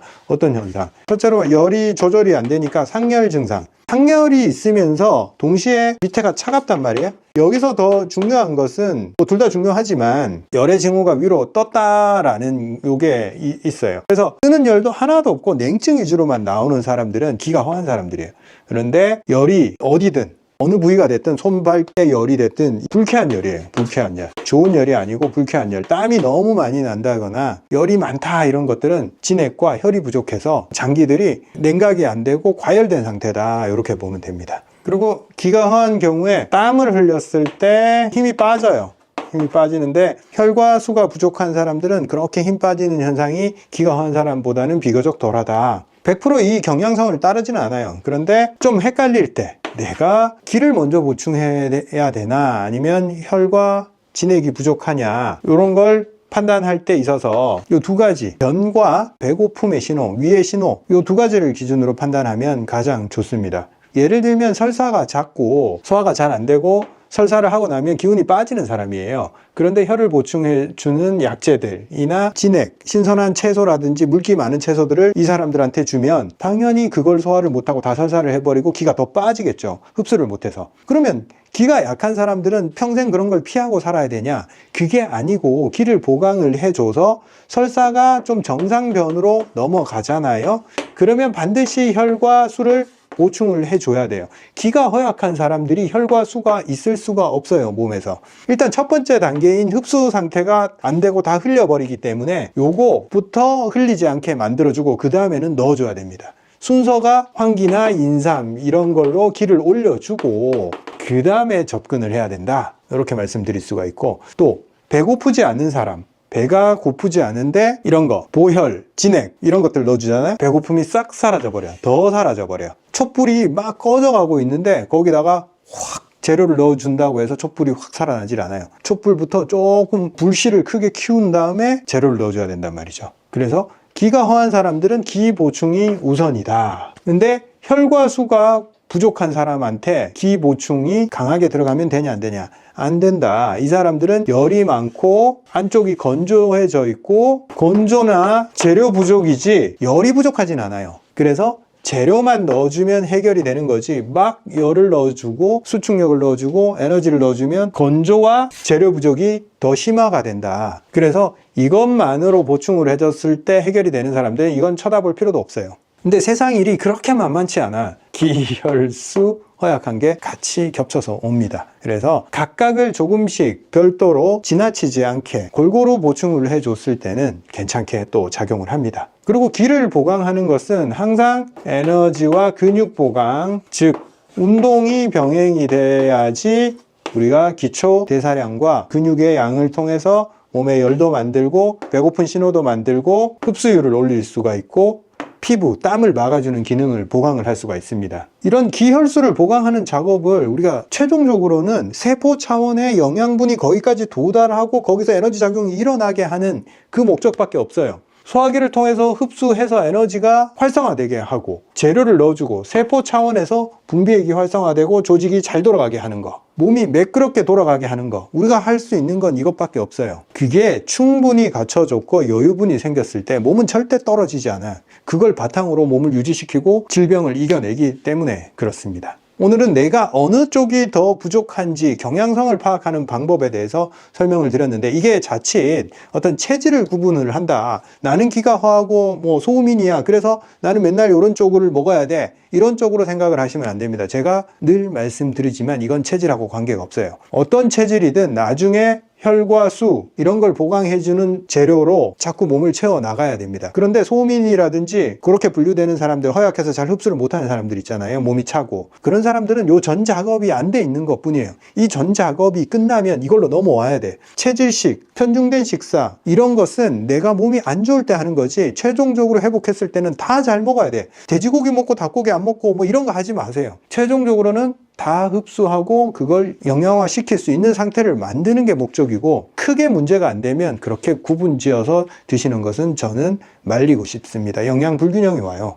설사하지 않으면 골고루 드셔라. 다 드셔도 괜찮다. 이렇게 말씀드릴 수 있습니다. 오늘은 중장년층의 건강에 있어서 가장 중요한 주제 중에 한 가지인 수면을 들고 왔어요. 수면에 문제가 있는 분들, 불면 환자들을 엄청 많이 봐요. 많이 보는데 각각 다 사연이 다르잖아. 어떤 사람은 원장님 저는 자려고 하면 이 맥박이 느껴져서 가슴도 두근두근하고 귀에서 맥박이 느껴지고 손에서도 막 맥박이 느껴져서 막 덜덜 떨린다 이거예요. 두근두근 하면서 안정이 안 돼서 잠을 못 자겠다, 이렇게 얘기하는 분이 있고, 또 어떤 사람은 소위 하지불안 증후군이라고 하죠. 다리가 불편해. 이게 계속 뒤척이게 돼요. 자꾸 깨버려. 그래서 깊은 잠을 못 자고 뭔가 몸을 자꾸 뒤틀어야 된다, 이렇게 얘기하는 분이 있고, 또 어떤 분은 소변 때문에 3번을 깨서 화장실을 갔다 오면 또 잠이 못 들고 또 깨고 계속 그걸 반복한다는 거죠. 또 어떤 사람들은 피곤해 죽겠는데 너무너무 피곤한데 잠이 안 와. 너무 피곤하면 원래 잠이 와야 정상이잖아요. 근데 피곤한데 잠이 안 와. 그럼 난리가 나는 거예요. 그 피로가 풀리지 않으니까 다음날도 완전히 사람이 곤죽이 되는 거예요. 또 어떤 사람은 자려고 하면 이 생각이 꼬리에 꼬리를 물고 뭐 어디 미국까지 갔다 오는 거예요. 우리나라에 허리케인도 안 오는데 허리케인으로 집이 날아가면 어떡할지 뭐 이런 걱정을 하고 있어. 생각이란 것은 끝없이 연결될 수 있기 때문에 끝도 없는 생각으로 여기에다가 이제 구중궁궐을 지으면서 이제 밤을 새는 거죠. 또 어떤 사람들은 특히 이제 중년 이상 여성분들이 이런 경우가 아주 많은데 등에서 열이 나기 시작해요. 그래서 뜨거워서 잠을 못 자. 그렇게 누워있다 보면 이 자기 누운 자리가 이불이 뜨거워지는 거예요. 그래서 옮겨야 돼. 시원한 대로. 계속 옮겨가면서 자는 거예요. 이 열이 빠져나가질 못해서 이불이 뜨거워질 정도로. 그 열에 의해서 잠을 못 자는 사람들이 굉장히 많습니다. 사연들이 다 다르잖아요. 왜 이런 일들이 벌어지고 있고 몸에서 도대체 무슨 일이 일어날까? 환자들도 엄청 궁금해요. 왜 이래요, 원장님? 제가 오늘 그거를 자세하게 한번 다 풀어헤쳐 드릴게요. 정말 증상들이 다양하지만 사실 원인은 딱 3가지로 귀결이 됩니다. 그래서 딱 요것만 기억하시면 돼요. 눈치채셨겠죠? 뒤에 적어놨기 때문에. 원인은 요 3가지입니다. 제가 맨날 뭐만 하면 기혈수라고 얘기를 하잖아요. 근데 이게 정말 우리 한의학에서 통찰력 있는 분류예요. 정말. 제가 이 분류를 너무 좋아해. 웬만한 문제들은 여기에 다 귀결이 되게 되어 있습니다. 기라는 것을 우리가 잘 상상을 못하니까 에너지, 이 근육, 몸에서 활동을 만들어내는 기초적인 어떤 이 파워라고 생각을 합시다. 자동차에서 비유해서 제가 또 설명을 드릴 건데 전기를 만들어내는 배터리, 그리고 혈은 우리 몸에 심장에서 펌프질해서 각 세포로 에너지의 자원을 넣어줘서 그 세포가 받아서 뭔가 일을 하잖아요. 혈을 공급해 주는 것은 자동차에서 연료를 공급하는 거랑 똑같아. 그리고 자동차에서 어떤 열 에너지 작용 자체가 일어나는 것을 기라고 할 수가 있어요. 그래서 뭐 엔진이 어떤 움직임을 만들어냈어. 엔진이 바퀴를 굴렸어. 이걸 기라고 할 수가 있어요. 그리고 수는 이 몸에서는 진액, 체온을 조절하고 몸을 부드럽게 해주는 역할을 하는 건데 자동차에서는 냉각수, 오일, 부드럽게 해주면서 과잉된 혈에 의해서 에너지가 발생하면 열이 발생하잖아요. 이 열을 식히지 않으면 안 돼. 다 망가져. 그러니까 냉각수가 꼭 필요하단 말이에요. 우리 몸이나 자동차나 기계장치나 컴퓨터나 다 구조는 유사해요. 비슷한 일들을 한단 말이에요. 뭔가를 가지고, 컴퓨터는 전기를 가지고 CPU를 돌려서 뭔가 연산을 했어. 그럼 열이 나잖아. 팬이 돌아가고 있잖아요. 컴퓨터에도 똑같아요. 자연현상, 생명현상도 똑같이 돌아갑니다. 기계나 사람이나 뭔가를 줘야지 에너지를 내고 그 에너지만 있다고 해서 유지될 수가 없어요. 반드시 냉각을 시키고 조율을 해줘야 됩니다. 또 수면도 이 프레임으로 생각을 해보자고요. 기혈수가 부족해서 수면장애가 발생을 합니다. 아까 제가 말씀드렸죠. 에너지가 너무 없어. 피곤해 죽겠어. 근데 잠을 못 자. 기가 약한 사람들이 그래요. 에너지 고갈 상태에 들어간 사람들. 심장 얘기할 때 제가 말씀드렸잖아요. 심장이 튼튼하고 계단을 자꾸 오르고 심장이 강화가 되면 심장이 튼튼해지고 그 다음에 쉬려고 한다. 자, 기가 약한 사람들은 심장도 약하고 근육이 약해. 에너지가 없어. 활동성도 줄어들어 있어. 그래서 낮에도 골골골골 거리는데 밤에 에너지가 너무 떨어지면 몸이 멈출 수도 있기 때문에 에너지를 살짝 올려놔요. 몸 입장에서는 죽지 않으려고. 그래서 각성이 일어납니다. 오히려 밤에는 완전히 안정된 상태로 다운을 시켜야 되는데 이걸 못 시켜. 죽을까봐. 그래서 너무너무 피곤한데 몸을 낮에 그렇게 골골거리면서 살았는데 밤 되면 말똥말똥해져. 뭐지? 나는 올빼미형 인간인가? 그럼 난 밤에 활동해야지. 그러면서 밤에 뭔가를 한단 말이에요. 그럼 큰일 나는 거지. 안 그래도 기가 다 없고 리듬이 다 깨져 있는 사람이 밤에 말똥말똥해지는 거는 문제가 생겼다는 건데, 아, 나는 밤에 활동해야 되는구나. 그러면서 이제 건강 다 까먹는 거죠. 그러면 기가 부족한 사람들은 뭘 해야겠어요? 근육을 키워야 돼. 근육을 키우고 운동량을 늘리고 낮에 에너지 상태를 좀 끌어올려요. 오히려 피곤하다고 이제 깔아져 있지 말고 운동을 많이 하면 할수록 낮에 힘이 많이 생기면 그 힘으로 심장이 튼튼해져서 밤에 다시 에너지 절약 모드로 다시 들어갈 수가 있게 됩니다. 자, 하나 질문이 들어왔어요. 기가 내가 타고나기를 그냥 원래 타고나기를 이렇게 약하게 타고났어. 내성적이고 소극적이고 추위를 많이 타고 뭔가 그렇게 움츠러드는 기가 약한 에너지 약한 상태로 타고났단 말이에요. 그건 난 성격이야. 나는 원래 그래. 라고 대부분 그렇게 생각을 하고 이렇게 활달한 사람들 보면 남의 나라 얘기 같잖아요. 넌 원래 그러니까 너는 이런 방식으로 살아가 라고 얘기를 하잖아요. 저도 그렇게 생각했어요. 어릴 때. 내가 에너지가 약하고 그러니까 삶 자체가 굉장히 소극적일 수밖에 없고 두려움으로 내성적인 그런 삶을 살아갈 수밖에 없고 굉장히 어떤 발표나 이런 데 다 위축이 돼요. 그러면 나는 내성적인 사람이니까 이렇게 살아가거나 이렇게 보호받고 살아야 되는가 이런 의문이 있어요. 근데 그거는 에너지 저하 상태일 뿐이에요. 극복해서 나아가야 돼. 한 걸음 더. 에너지 확장 상태로. 내성적이고 소극적이고 그게 성격이 아니야. 그렇게 오해를 하는데 그 사람이 좋아지면 바뀐다니까요. 에너지가 채워지면 그 사람 성격이 바뀌어요. 나는 원래 그런 거야 라고 대부분 생각하는데 안 그래 진짜. 몸이 바뀌고 에너지가 채워지면 성격이 바뀌고 두려움이 없어지고 용감해지고 도전을 하게 되고 성과를 내게 되고 사람들이랑 잘 어울리게 돼. 내가 증인이잖아. 기가 에너지가 딸려가지고 낮에 활동을 하면 정말 파김치가 돼서 빠르게 잠드는 사람들이 있어요. 그런 사람들이 있는 반면에 또 기가 너무 떨어져서 이렇게 또 각성이 일어나서 못 자는 사람들이 있어요. 그 두 개가 좀 정도의 차이라고 보면 됩니다. 결국 그 나이에서도 좀 구분이 되는데 한 40대까지는 이 기가 약한 사람들이 피곤하니까 빨리빨리 골아 떨어져요. 근데 40대 되면 혈, 진액 다 고갈되잖아요. 50대 넘어가면서. 그럼 이게 바탕이 줄어들잖아요. 그럼 기가 없는 사람 더 못 자. 이런 사람들은 각성이 더 쉽게 일어나고 더 고갈이 잘 돼버려요. 그래서 내가 부족한 부분을 미리미리 좀 보강을 해서 좀 만들어 놔야 돼요. 나는 늘 잘 잤어 하다가 어느 순간부터 못 자게 돼요. 결국에는. 그게 안타깝게도 나이에 의해서 그렇게 흘러가게 돼 있습니다. 젊을 때는 그걸 몰라. 절대 예측할 수 없어요. 본인을. 근데 자기의 문제점이 뭐가 부족하냐 라고 판단이 되면 결국에는 어떤 특정 나이가 되면 심장도 약해지고 잠도 못 자고 이런 단계로 거의 들어가게 됩니다. 그리고 우리가 수면 얘기할 때 혈이 가장 중요합니다. 혈이 뭐랑 연관이 돼 있어요? 이거 심장이랑 직결돼 있잖아요. 심장의 능력이 곧 혈액순환을 의미하는 거기 때문에 심장에 문제가 생기고 혈액순환이 제대로 안 됐을 때 수면 문제가 제일 많이 발생합니다. 첫째로 심장이 뭘 하겠어요? 뇌에다가 우리가 산소 공급을 해준단 말이에요. 혈의 문제, 혈액이 제대로 전달이 되지 않으면 산소가 부족해져요.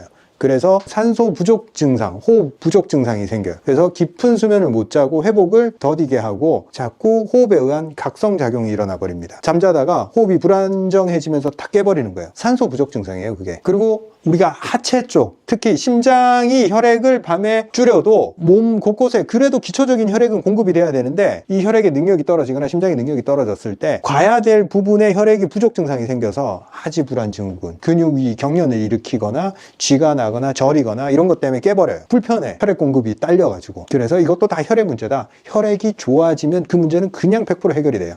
그렇게 해서 깨는 현상은 사라지게 된다. 또 심장 자체에 굉장히 안 좋은 영향을 끼치겠죠. 두근거리는 거, 그리고 불안, 이 맥동 현상은 전부 다 심장과 혈액의 문제입니다. 아주 심각한 어떤 혈 부족 증상에 시달리면 이 귀에서 맥박이 느껴져요. 그래서 자려고 누웠는데 여기서 베개에서 툭툭툭툭 맥동이 느껴지면서 못 자요. 잘 수가 없어요. 여기 각성이 일어나 버려요. 그리고 가슴이 퉁퉁퉁 느껴진단 말이에요. 내가 심장이 뛰는지 마는지 내가 느끼면 안 돼요, 원래. 근데 내가 두근거리는 게 막 느껴져. 어떤 사람들은 여기 손에서도 막 느껴지고 이런데 허벅지에서 툭툭툭 치는 게 느껴져요. 그럼 못 자요. 그 혈관의 탄력성의 문제, 그리고 심장의 리듬의 안정성이 깨진 거지. 그리고 뇌파도 불안정해져. 심장의 리듬과 뇌파는 딱 연결이 되어 있어요. 심장에서 혈액을 리듬감 있게 뿜어주고 거기서부터 뇌가 촉촉해지면서 안정적인 뇌파를 생성한단 말이에요. 그런데 이 혈이 부족해지고 심장의 능력이 떨어졌을 때 딱 이 뇌파가 불안정해지면서 그냥 과각성 상태가 돼버리고 뇌가 말라가는 그런 현상이 생깁니다. 뇌에 혈액 공급이 적게 들어가서 뇌가 이제 건조한 상태가 되잖아요. 그러면 어떤 일이 일어나냐면 꿈을 꿔. 불편하니까 자꾸 부정적인 그런 꿈 내용으로 꿈을 꾸게 되어 있어요.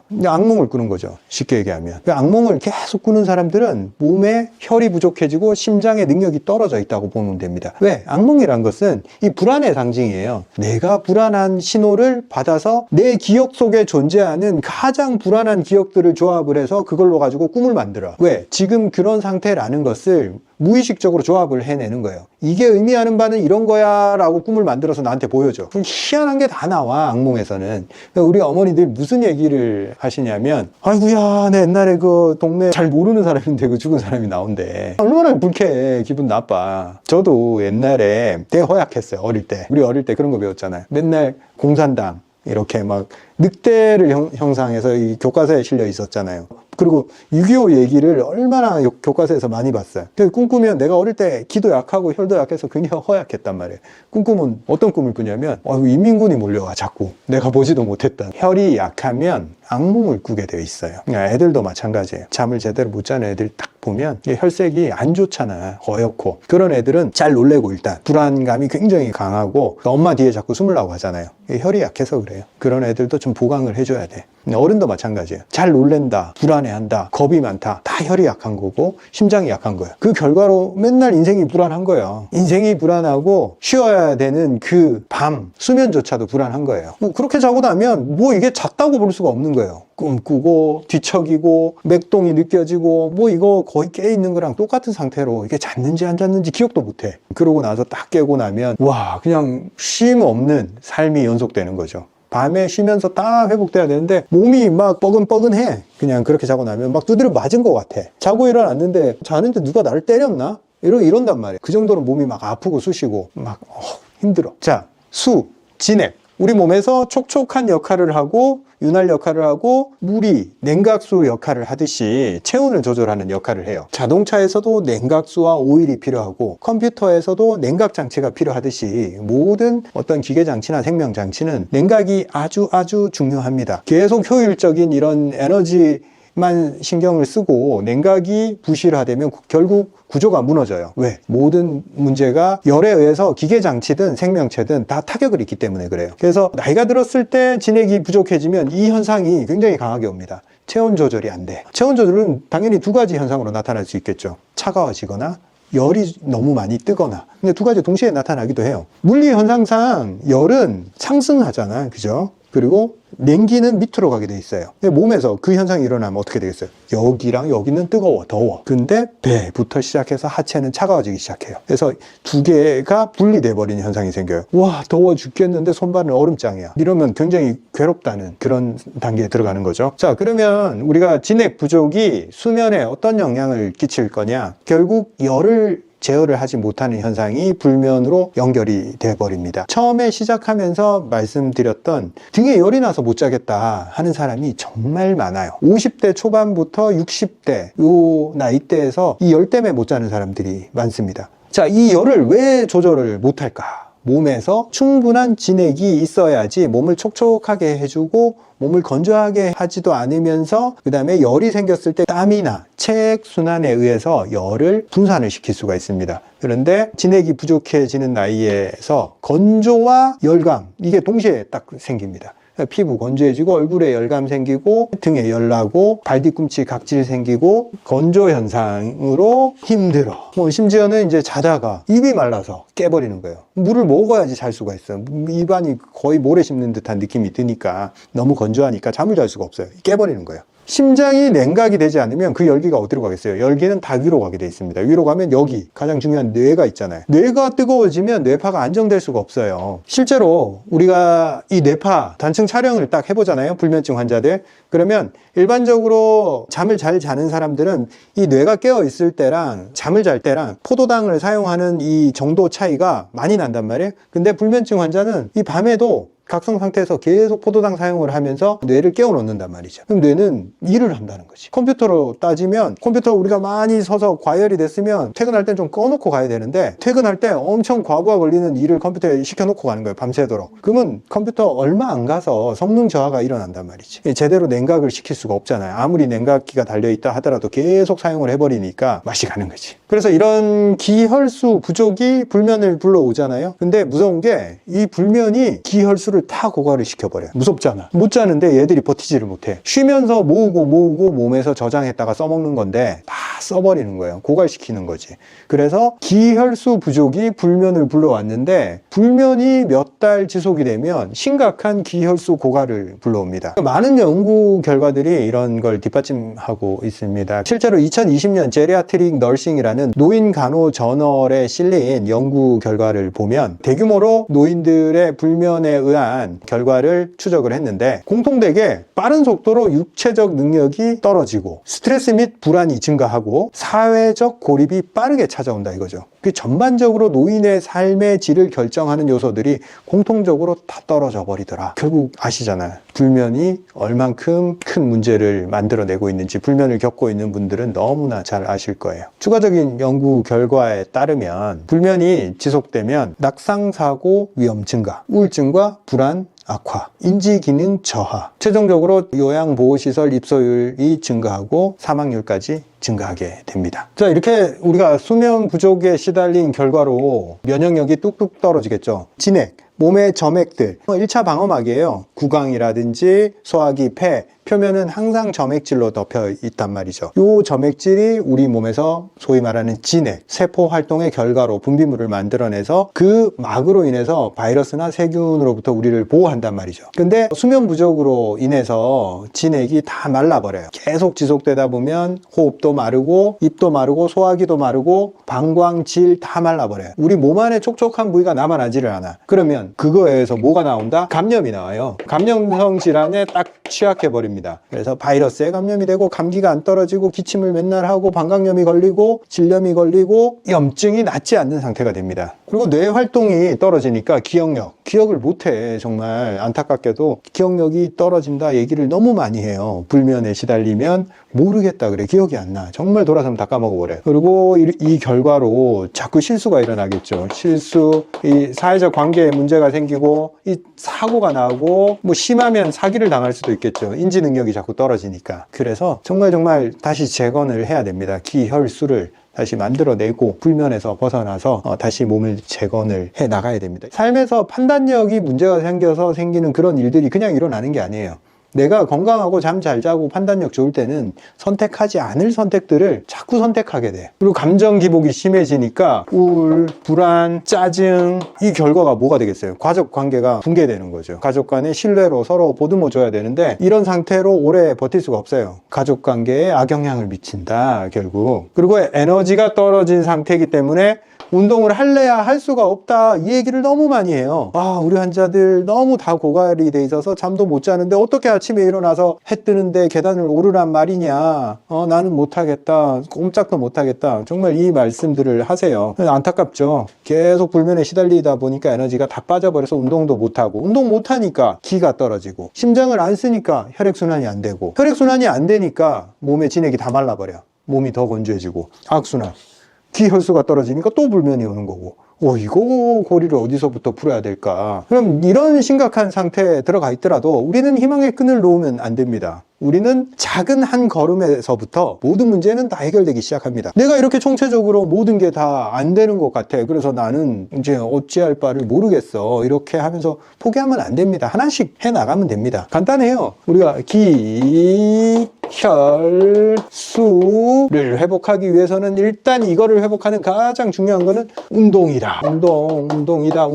이것밖에 없다라고 말씀드릴 수 있고, 에너지가 생기고 근육이 생기잖아? 근육이 생기면 이 정신력이 강해져. 이 육체적 근육이 마음의 텐션, 마음의 강인함을 만든다. 운동해본 분들은 알아요. 운동을 했을 때 멘탈이 유지된다. 이걸 알게 됩니다. 그래서 죽으나 사나 내가 지금 최악의 상황이라 하더라도 한 걸음을 떼야 됩니다. 그래서 뭐부터 해라? 계단 3층만 올라라. 언제까지? 3개월만 지속을 해보자. 요거는 쉽잖아. 해볼만 하잖아. 그래도 나 죽겠네 하고 있는 그 시간에 딱 일어나서 딱 해보는 거죠. 그러면 심장이 돌고 혈액이 회복이 되고, 그리고 좋은 혈액을 만들어야 되잖아요. 그러려면 정말 신선한 음식, 우리 몸의 영양소, 우리 몸의 재료 어디서부터 만들겠어요? 다른 생명에서부터 뺏어와야 돼. 어쩔 수 없어. 미안하지만 그 중에서 죽은 애들한테서 뺏어오면 그거 좀 별로 안 좋잖아요. 가급적 죽은 지 얼마 안 된 애들한테서 뺏어와야 돼. 최근까지 살아있어서 생명력을 가지고 있던 녀석들, 신선한 애들, 채소든 과일이든 가급적 신선한 걸 먹고, 고기도 신선한 거, 도축된 지 얼마 안 된 거, 그런 걸 먹으면 빨리빨리 좋은 피를 만들어낼 수 있다. 그리고 진액을 소모를 하지 마라. 자꾸 빼서 쓰지 말라는 거죠. 좀 아껴 쓰고, 몸에서 생성되는 모든 체액은 다 진액이라고 얘기를 했잖아요. 최근에 내가 댓글 중에 이런 걸 봤어요. 남성분인데 자기가 엄청 많이 고갈이 되고, 근데 성욕이 너무 많아서 그거를 멈출 수가 없다, 성행위를. 그래서 막 고민을 하더라고요. 그건 자기가 답이 뭔지를 알아. 다 고갈돼서 그걸 하면 고갈이 된다는 사실을 알고 있습니다. 그런데도 질문을 하고 있어. 그거는 이게 굉장히 괴리감에 하는 질문이에요. 정확히 자기 자신을 바라보지 못하고 있는 거예요. 몸이 고갈됐다, 내 몸이 그걸 복구하지 못한다 싶을 때는 그런 소모적인 행동은 일단 스톱 해야 돼요. 여성의 경우에 어떤 줄 알아요? 여성은 몸에서 생리라는 시스템을 가지고 있잖아요. 혈이 부족해지고 진액이 고갈된 걸 기가 막히게 알아요. 그래서 몸이 많이 고갈된 경우 여성의 몸에서 어떤 변화가 일어나는 줄 아세요? 생리를 멈춰버려요. 나의 지금 생명력, 살아있기 위해서는 생식의 능력이 우선이냐, 내 생명이 우선이냐, 이 둘 중에 선택을 하는 거예요. 생리를 계속 한다는 것은 생식 능력을 유지하는 거잖아요. 근데 내 목숨이 위태롭다 판단하는 거지. 그래서 이 생리를 멈춰버려요. 그래서 여성들 중에서 이제 생리가 멈췄다, 이게 고갈이 됐다라고 판단을 하면 돼요. 그러면 어떻게든 다시 몸을 만들어내서 다시 생리가 돌기 시작하면 회복이 됐다라고 보시면 됩니다. 오늘은 수면에 대해서 기혈수와 연관지어서 이렇게 딱 설명을 제가 한번 해봐 드렸습니다. 모든 게 이런 구조로 이루어진다. 복잡하게 생각하지 말고 하나하나 해결해 나가면 된다라고 요 단어들을 잘 기억해 주시면 될 것 같습니다. 몸이 건강해지길 원하잖아요. 건강하지 않다는 게 뭘까요? 누가 건강하지 않을까요? 항상 세포 차원에서 생각을 해야 됩니다. 세포가 건강하지 않은 겁니다. 세포가 염증이 생기고 암이 생기고 건조해지고 영양 부족이 되는 겁니다. 이게 질환이에요. 아프다는 거. 세포가 받아야 될 충분한 양의 물, 영양분, 산소가 공급이 안 되는 겁니다. 그럴 때 세포가 병들겠죠. 최초로 생명체가 세포 차원으로 발전을 했을 때 단순했어요. 주변에 있는 물질들을 빨아들이고 내 몸 안에서 발생한 CO2랑 노폐물을 빼내는 거예요. 물과 산소, 그리고 포도당을 받아들이고, 최초의 세포가 이렇게 생명체의 형태를 띠면서 이런 작용을 하면서 하나의 생명체가 됐겠죠. 근데 세포 차원에서 여러 가지 이제 진화를 거듭하면서 세포 하나보다 여러 개가 있는 게 이득이더라 해서 다세포 생물로 발전을 했는데, 이 다세포 생물이 되고 보니까 이 외부에서 들어오는 영양소가 이 가까운 놈들한테만 공급이 되고 얘는 상태가 나빠지더라, 이런 현상이 생기는 거죠. 그래서 생명체 입장에서 뭘 고안을 했냐면 이 안쪽까지 공급할 수 있는 라인들을 깔기 시작하는 거예요. 진화적 차원에서 더 이런 기관들을 확보한 생명체가 더 우위에 섰기 때문에 이런 장치들이 개발이 되는 거죠. 생명체에서 이거는 뭐냐, 안쪽까지 영양분을 공급하는 장치, 혈관을 고안하게 됩니다. 혈관만 만들었다고 해서 흐름이 발생하지 않겠죠. 그래서 흐름을 만들어 줄 수 있는 펌프가 필요했어요. 그래서 혈관 끝에다가 강력한 펌프 하나를 만듭니다. 심장을 통해서 혈류를 아주 말단 모든 세포한테까지 영양을 공급하기 위한 장치를 만듭니다. 만약 우리 몸 안에 있는 세포까지 혈관이 아니라 그냥 피부를 통하고 이걸 뚫고 다 영양소가 들어갈 수는 있어요. 근데 한 달이 걸리겠죠. 이걸 뚫기 위해서, 지나가기 위해서는 이 만만치 않은 일들입니다. 곳곳에 모든 세포한테 공급하기에는. 그런데 혈관을 통해서 단 5분 안에 내가 먹은 영양분을 공급을 할 수가 있어요. 엄청난 효율적인 기관인 거죠. 제가 무슨 얘기를 하려고 이렇게 길게 얘기하냐면, 세포를 먹여 살리는 심장과 혈관을 어떻게 하면 좀 더 쉽게 설명을 할까, 수조 안에 있는 물고기를 한번 생각을 해봅시다. 우리가 물고기를 한 마리 잡아와서 이렇게 물을 떠놓고 이대로 놔두면 한 3일 살 수 있을까요? 금방 죽어버리죠. 왜 죽을까요? 갇힌 수조 안에는 새로운 물질 공급이 없고 나가지도 않아요. 그래서 금방 오염이 돼버리고 생명체가 살 수 없는 환경이 돼버립니다. 그래서 횟집 가면 뭐가 막 돼 있어요. 호수가 막 이렇게 장치가 돼 있죠. 이쪽에서 새로운 깨끗한 물이 들어오고 공기방울 같은 것도 막 들어오잖아요. 그리고 이 물이 가만히 있냐? 이렇게 또 빼내죠. 넘치게. 산소가 계속 녹아 있어야지 이 물고기가 살 수 있고, 그 다음에 깨끗한 물이 들어와야 됩니다. 그리고 노폐물은 빠져나가야 돼요. 이게 세포랑 똑같아요. 얘가 세포라고 생각을 해봅시다. 세포. 그리고 여기는 모세혈관이에요. 그리고 세포 주변을 채우고 있는 물은 뭐냐면 간질액. 간질액 이러니까 좀 어렵잖아요. 세포 사이액. 이게 세포가 하나만 있는 게 아니고 여기 또 한 마리 더 있을 수 있죠. 그죠? 여기 또 있을 수도 있고. 이 세포는 간질액에 둥둥 떠 있어요. 간질액은 세포를 키워주는 어떤 배양액 같은 거예요. 우리가 세포를 건강하게 직접적으로 세포랑 소통을 할 수가 없어요. 세포는 너무 숫자도 많고 세포랑 어떤 소통하기가 쉽지가 않아요. 그런데 몸은 뭘 유지를 시켜서 세포를 건강하게 만드냐면 이 세포 사이액의 컨디션을 조정을 해서 세포의 건강을 유지시킵니다. 자, 이 물은 어디서 왔을까요? 외부에서 바로 들어온 게 아니겠죠. 이 모세혈관은 어디서 왔을까요? 이 수조를 유지시켜주는 펌프가 있습니다. 순환을 시켜주는. 간질액의 상태가 좋아야 된다. 근데 그 간질액의 상태를 관리하는 애는 누구냐면 펌프, 즉 심장이에요. 심장이 혈액을 계속 공급을 해주고 오염된 혈액을 이쪽으로 와서 정화를 시켜서 다시 넣어주고 다시 넣어주고 계속 반복을 하는 겁니다. 근데 이상하죠? 이 물을 재활용을 합니다. 버리지 않고. 왜? 이거 간질액은 안에 중요한 물질들이 많이 들어있어서 이걸 버려버리면 새로 만들기가 어려워요. 이 안에 흐르는 관 안에 혈액 세포들도 다 들어있고 한데 이걸 맨날 버려버리고 새로 만든다, 불가능하단 말이에요. 그러면 깨끗하게 해서 써야 될 거 아니에요. 그리고 아까 물, 산소뿐만 아니라 영양소가 들어와야 되잖아요, 그죠? 그래서 여기에다가 정화장치를 하나 답니다. 나쁜 거 빼내고 좋은 걸 다시 재사용할 수 있는 기능을 여기다 하나 답니다. 신장. 나쁜 거 다 걸러냈어. 근데 새로운 영양소가 들어와야 되잖아요. 여기다가 또 하나 기관을 하나 답니다. 소화기.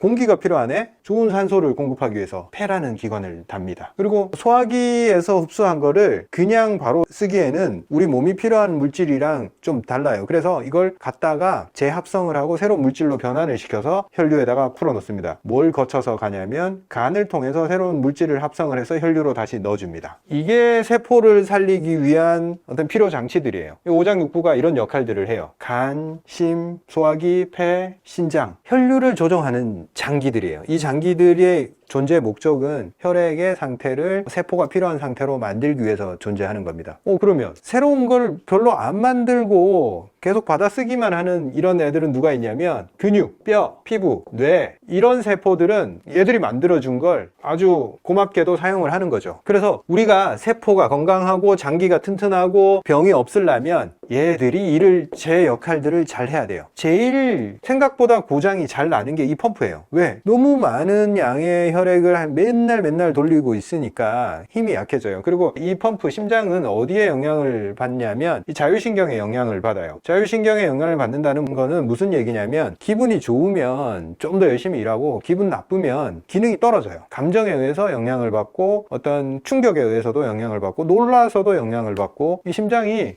굉장히 감정의 장기예요. 왜? 단순히 혈류만 돌리는 게 아니라 이 혈류를 돌린다는 것 자체가 감정의 조절이랑 굉장히 비슷해요. 우리가 흥분하면 혈압이 오르죠. 또 우울해지면 사람이 축 처지죠. 혈압을 조정하는 거예요. 혈액의 흐름을 조정하는 거예요. 그래서 우리가 스트레스를 받았을 때 1차적으로 심장이 타격을 받아서 혈류가 나빠지고 소화 기능이 떨어지고, 왜? 이 소화 기능은 흡수를 하기도 하지만 얘도 흡수하는 일을 하기 위해서 이 혈관들이 혈액이 싹 들어가서 그래야지 일을 할 수 있어요. 근데 얘가 지쳐버려서 피를 안 줘. 그러면 얘가 흡수하는 거를 별로 안 해. 그럼 영양분이 쫙 떨어진단 말이에요. 그래서 간도 합성할 영양분이 적어져. 폐도 산소 교환을 잘 못해. 그러면 여기에 최종적으로 세포에 공급되는 이 혈액의 조성이 떨어지는 거예요. 그래서 애가 시들시들해지고 기능이 떨어집니다. 스트레스가 영향을 줘서 내가 병이 드는 걸 말씀드렸고, 그리고 또 심장은 뭐에 또 영향을 받냐면 운동에 영향을 받아요. 운동을 우리가 1분당 5리터의 혈액을 순환시킨다고 했는데 운동을 하게 되면 분당 10리터, 20리터까지도 순환을 시켜요. 한 번에 빠르게 이렇게 혈액이 순환이 된다. 구석구석에 이렇게 처박혀 있던 이 찌꺼기 혈액들도 한 번에 다 돌릴 수 있다는 거예요. 이런 곳곳에 껴있는 찌꺼기들이 신장으로 가서 빠져줘야지 몸이 깨끗해지고 혈액이 깨끗해지고 여기 오염된 간질액이 깨끗해지는데, 운동을 안 하고 맨날 조금씩 돌려가지고는 여기에 정체된 이것들을 몰아낼 수가 없어요. 신장까지 찌꺼기를 보내줄 수가 없어요. 그래서 혈액이 늘 오염되고 정체된 상태, 혈관들이 삐죽삐죽 튀어나오고 푸르스름하게 혈액이 멈춰있는 그런 형태가 되는 거예요. 사람이 핏기가 없는 거죠. 혹은 부어서 부종이 생기고 저리고 피 안 통하는 현상이 생기는 거죠. 건강을 찾는 가장 기본적인 게 감정을 조절을 하고 스트레스를 피하면서 운동을 해주는 겁니다. 그러면서 소화기가 잘 작동하는 상황에서 좋은 걸 먹어주는 거예요. 좋은 걸 넣어주니까 좋은 액이 만들어지는 거죠. 그래서 문제가 생긴 거나 세포 주변에 염증이나 여기 고여있던 박테리아나 이런 것들을 내 면역 세포들이 다 이겨내고 빼낼 수가 있는 겁니다. 여기는 간질액에는 이렇게 좋은 영양 물질만 있는 게 아니라 찌꺼기들, 박테리아들, 노폐물들 이런 게 밑에 계속 쌓여요. 우리 수조 밑에 보면 계속 노폐물이 쌓이잖아요. 얘가 정맥 쪽 모세혈관이 가져갈 수 있는 거는 아주 미세한 물질들이고, 좀 덩어리가 큰 것들은 이 주변에 다 고여요. 이걸 빼내는 게 또 누구냐면 이쪽으로 파이프를 하나 꽂아서 큰 덩어리들을 빼내는 림프가 있어요.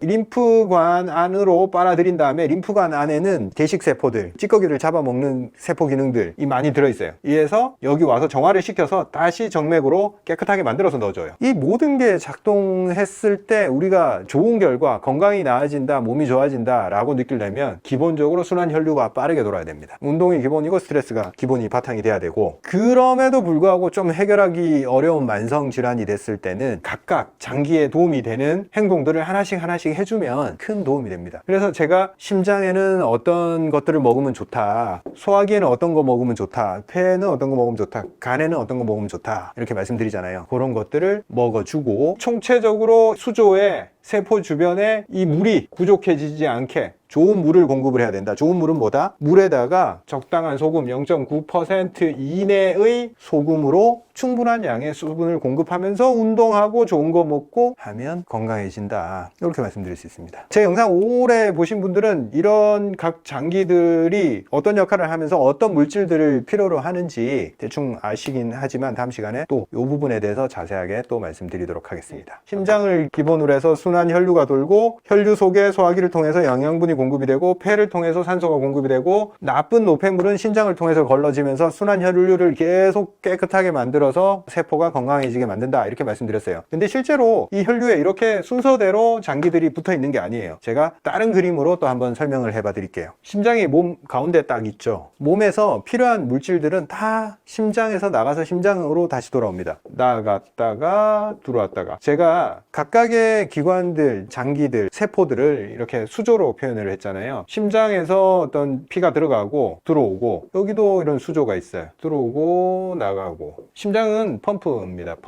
펌프면서 동시에 모든 혈류를 한 번씩 여기 와서 섞어주고 다시 필요로 한 대로 보내주는 겁니다. 혈류를 통해서 각 장기에 혈액을 보내주고, 그 장기로부터 뭔가를 받아서 다시 심장으로 돌아와요. 그러면서 여기서 섞어서 다른 데도 다 골고루 보내줍니다. 소화기, 폐, 신장, 피부. 네, 이렇게 생각하시면 돼요. 여기는 횟집이에요. 횟집. 여기도 신장 세포들이 있고, 폐에도 세포들이 있고, 소화기 세포들이 있어요. 각각 장기들도 다 세포로 이루어져 있겠죠. 근데 이 장기들은 세포로 이루어져 있지만 하는 일들이 조금씩 달라요. 그래서 횟집인데 수족관이 여러 개를 가지고 있어요. 각각 다른 물고기를 키우고 있습니다. 그런데 펌프는 공유를 하고 있어요. 다른 물고기지만 펌프는 다 모아서 똑같이 분배를 해줘요. 여기 수족관에서는 무슨 일을 하냐면 영양분을 가지고 옵니다. 영양분을 이렇게 수족관에 녹이면 영양분이 없는 혈액이 왔다가 영양분을 가지고 갑니다. 그리고 여기는 산소를 빨아들이는 기능이 있는 물고기들이 살아요. 그래서 산소를 보내주고 산소가 없는 혈액이 들어와요. 그리고 신장에는 여기는 필터 기능을 하는 세포들이 살아요. 그래서 안 좋은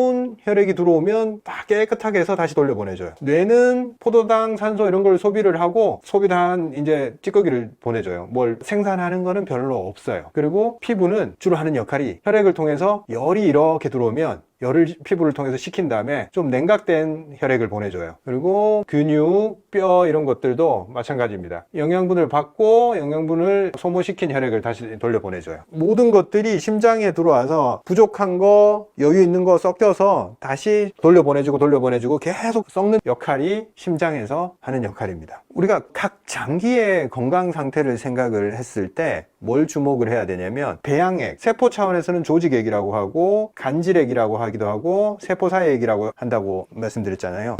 폐세포들이 있는 이 조직액이 충분히 있어야지 폐는 잘 작동을 합니다. 이게 말라버리고 부족해지면 어떤 현상이 있냐면, 폐가 건조해지니까 기침, 폐렴, 가래 이런 게 생기겠죠. 소화기도 세포로 둘러싸여 있고 세포액들에 둘러싸여 있어요. 소화기의 세포액들이 충분하면 어떻게 되겠어요? 소화를 잘하고 소화기가 일을 잘하겠죠. 그런데 소화기의 세포 주변액이 부족해지면 소화기도 건조해집니다. 소화기가 메마르고 소화가 잘 안 되고 쓰리고, 세포를 이렇게 관찰을 해보면 창백하고 핏기가 없어집니다. 소화기도 촉촉해야 되는데 안 촉촉하면 소화가 안 되고, 역류를 하고 쓰리고 영양이 부족해지고, 신장이 제 역할을 못하면 어떻게 되죠? 신장은 받아들이는 장기가 아니고 빼내는 장기예요. 내 순환 혈류에 물이 많으면 물을 빼주고, 노폐물이 많으면 노폐물을 빼줍니다. 근데 신장이 제대로 기능을 못하면 혈중에 찌꺼기들이 많아지겠죠. 얘가 필터의 기능을 잘 못하게 되면. 세포는 모든 조직액들이 촉촉하고 깨끗해야 돼요. 뼈와 근육, 얘들은 사용만 하잖아요. 그런데 근육과 뼈에서 사용량이 적어지면 몸 안에서 소모량이 적어서 정체가 일어나요. 근육과 뼈가 충분히 물질을 소모를 해줘야지 몸 안에 있는 영양분들을 태워내버릴 수 있어요. 근데 운동을 안 하고 근육을 쓰지를 않으면 되면 몸 안에 과잉 에너지 상태가 됩니다. 피부 세포가 기능이 떨어지면 피부가 건조해지고 피부에 열이 잘 생기고 몸 안에 열 조절이 잘 안 되고 피부가 이제 간지럽거나 막 이런 현상이 생기는 거죠. 각각의 증상들이 많지만 기본적으로 서로 자꾸 도와주는 역할을 하고 심장이 중간에서 가장 큰 역할을 합니다. 얘가 기능이 시원찮아지고 혈관들이 제대로 작동하지 않으면 다 병들어요. 모든 게 다 병들어버려요. 그래서 심장과 혈류가 그 어떤 것보다도 중요하다. 항상 질환이 발생했을 때 이 사람의 혈관은 과연 건강한가, 혈관의 능력이 제대로 작동하고 있냐, 이걸 보고 좀 해결해주면 문제가 많이 해결이 됩니다. 자, 혈관에 좋은 거는 모든 음식들이 세포에 다 도움이 되겠지만 만약 세포액들이 많이 부족해졌어, 간질액이 많이 부족해졌을 때는 이걸 빨리빨리 채워줄 수 있는 물질들, 그런 식물들을 먹어주면 참 좋습니다. 자, 한약재 중에서 이런 장기들의 진액 부족, 건조감, 조직액 부족, 요걸 해소하는 약재들을 간략하게 좀 말씀드리고 넘어가면, 심장에는 제가 단삼홍화 좋다고 말씀드렸는데 얘들이 뭔 일을 하냐면 말초혈관 안에 낀 찌꺼기들을 녹여내는 역할을 해요. 단삼홍화, 당귀 이런 것들까지 혈액의 끈끈함을 풀어주고 찌꺼기 혈액들을 제거를 하면서 조혈 기능이 높아요, 애들이. 그래서 이런 것들을 쓰면 심장이 편안해집니다. 심장이 편안해지고 혈관의 탄력도가 올라가고, 아까 심장은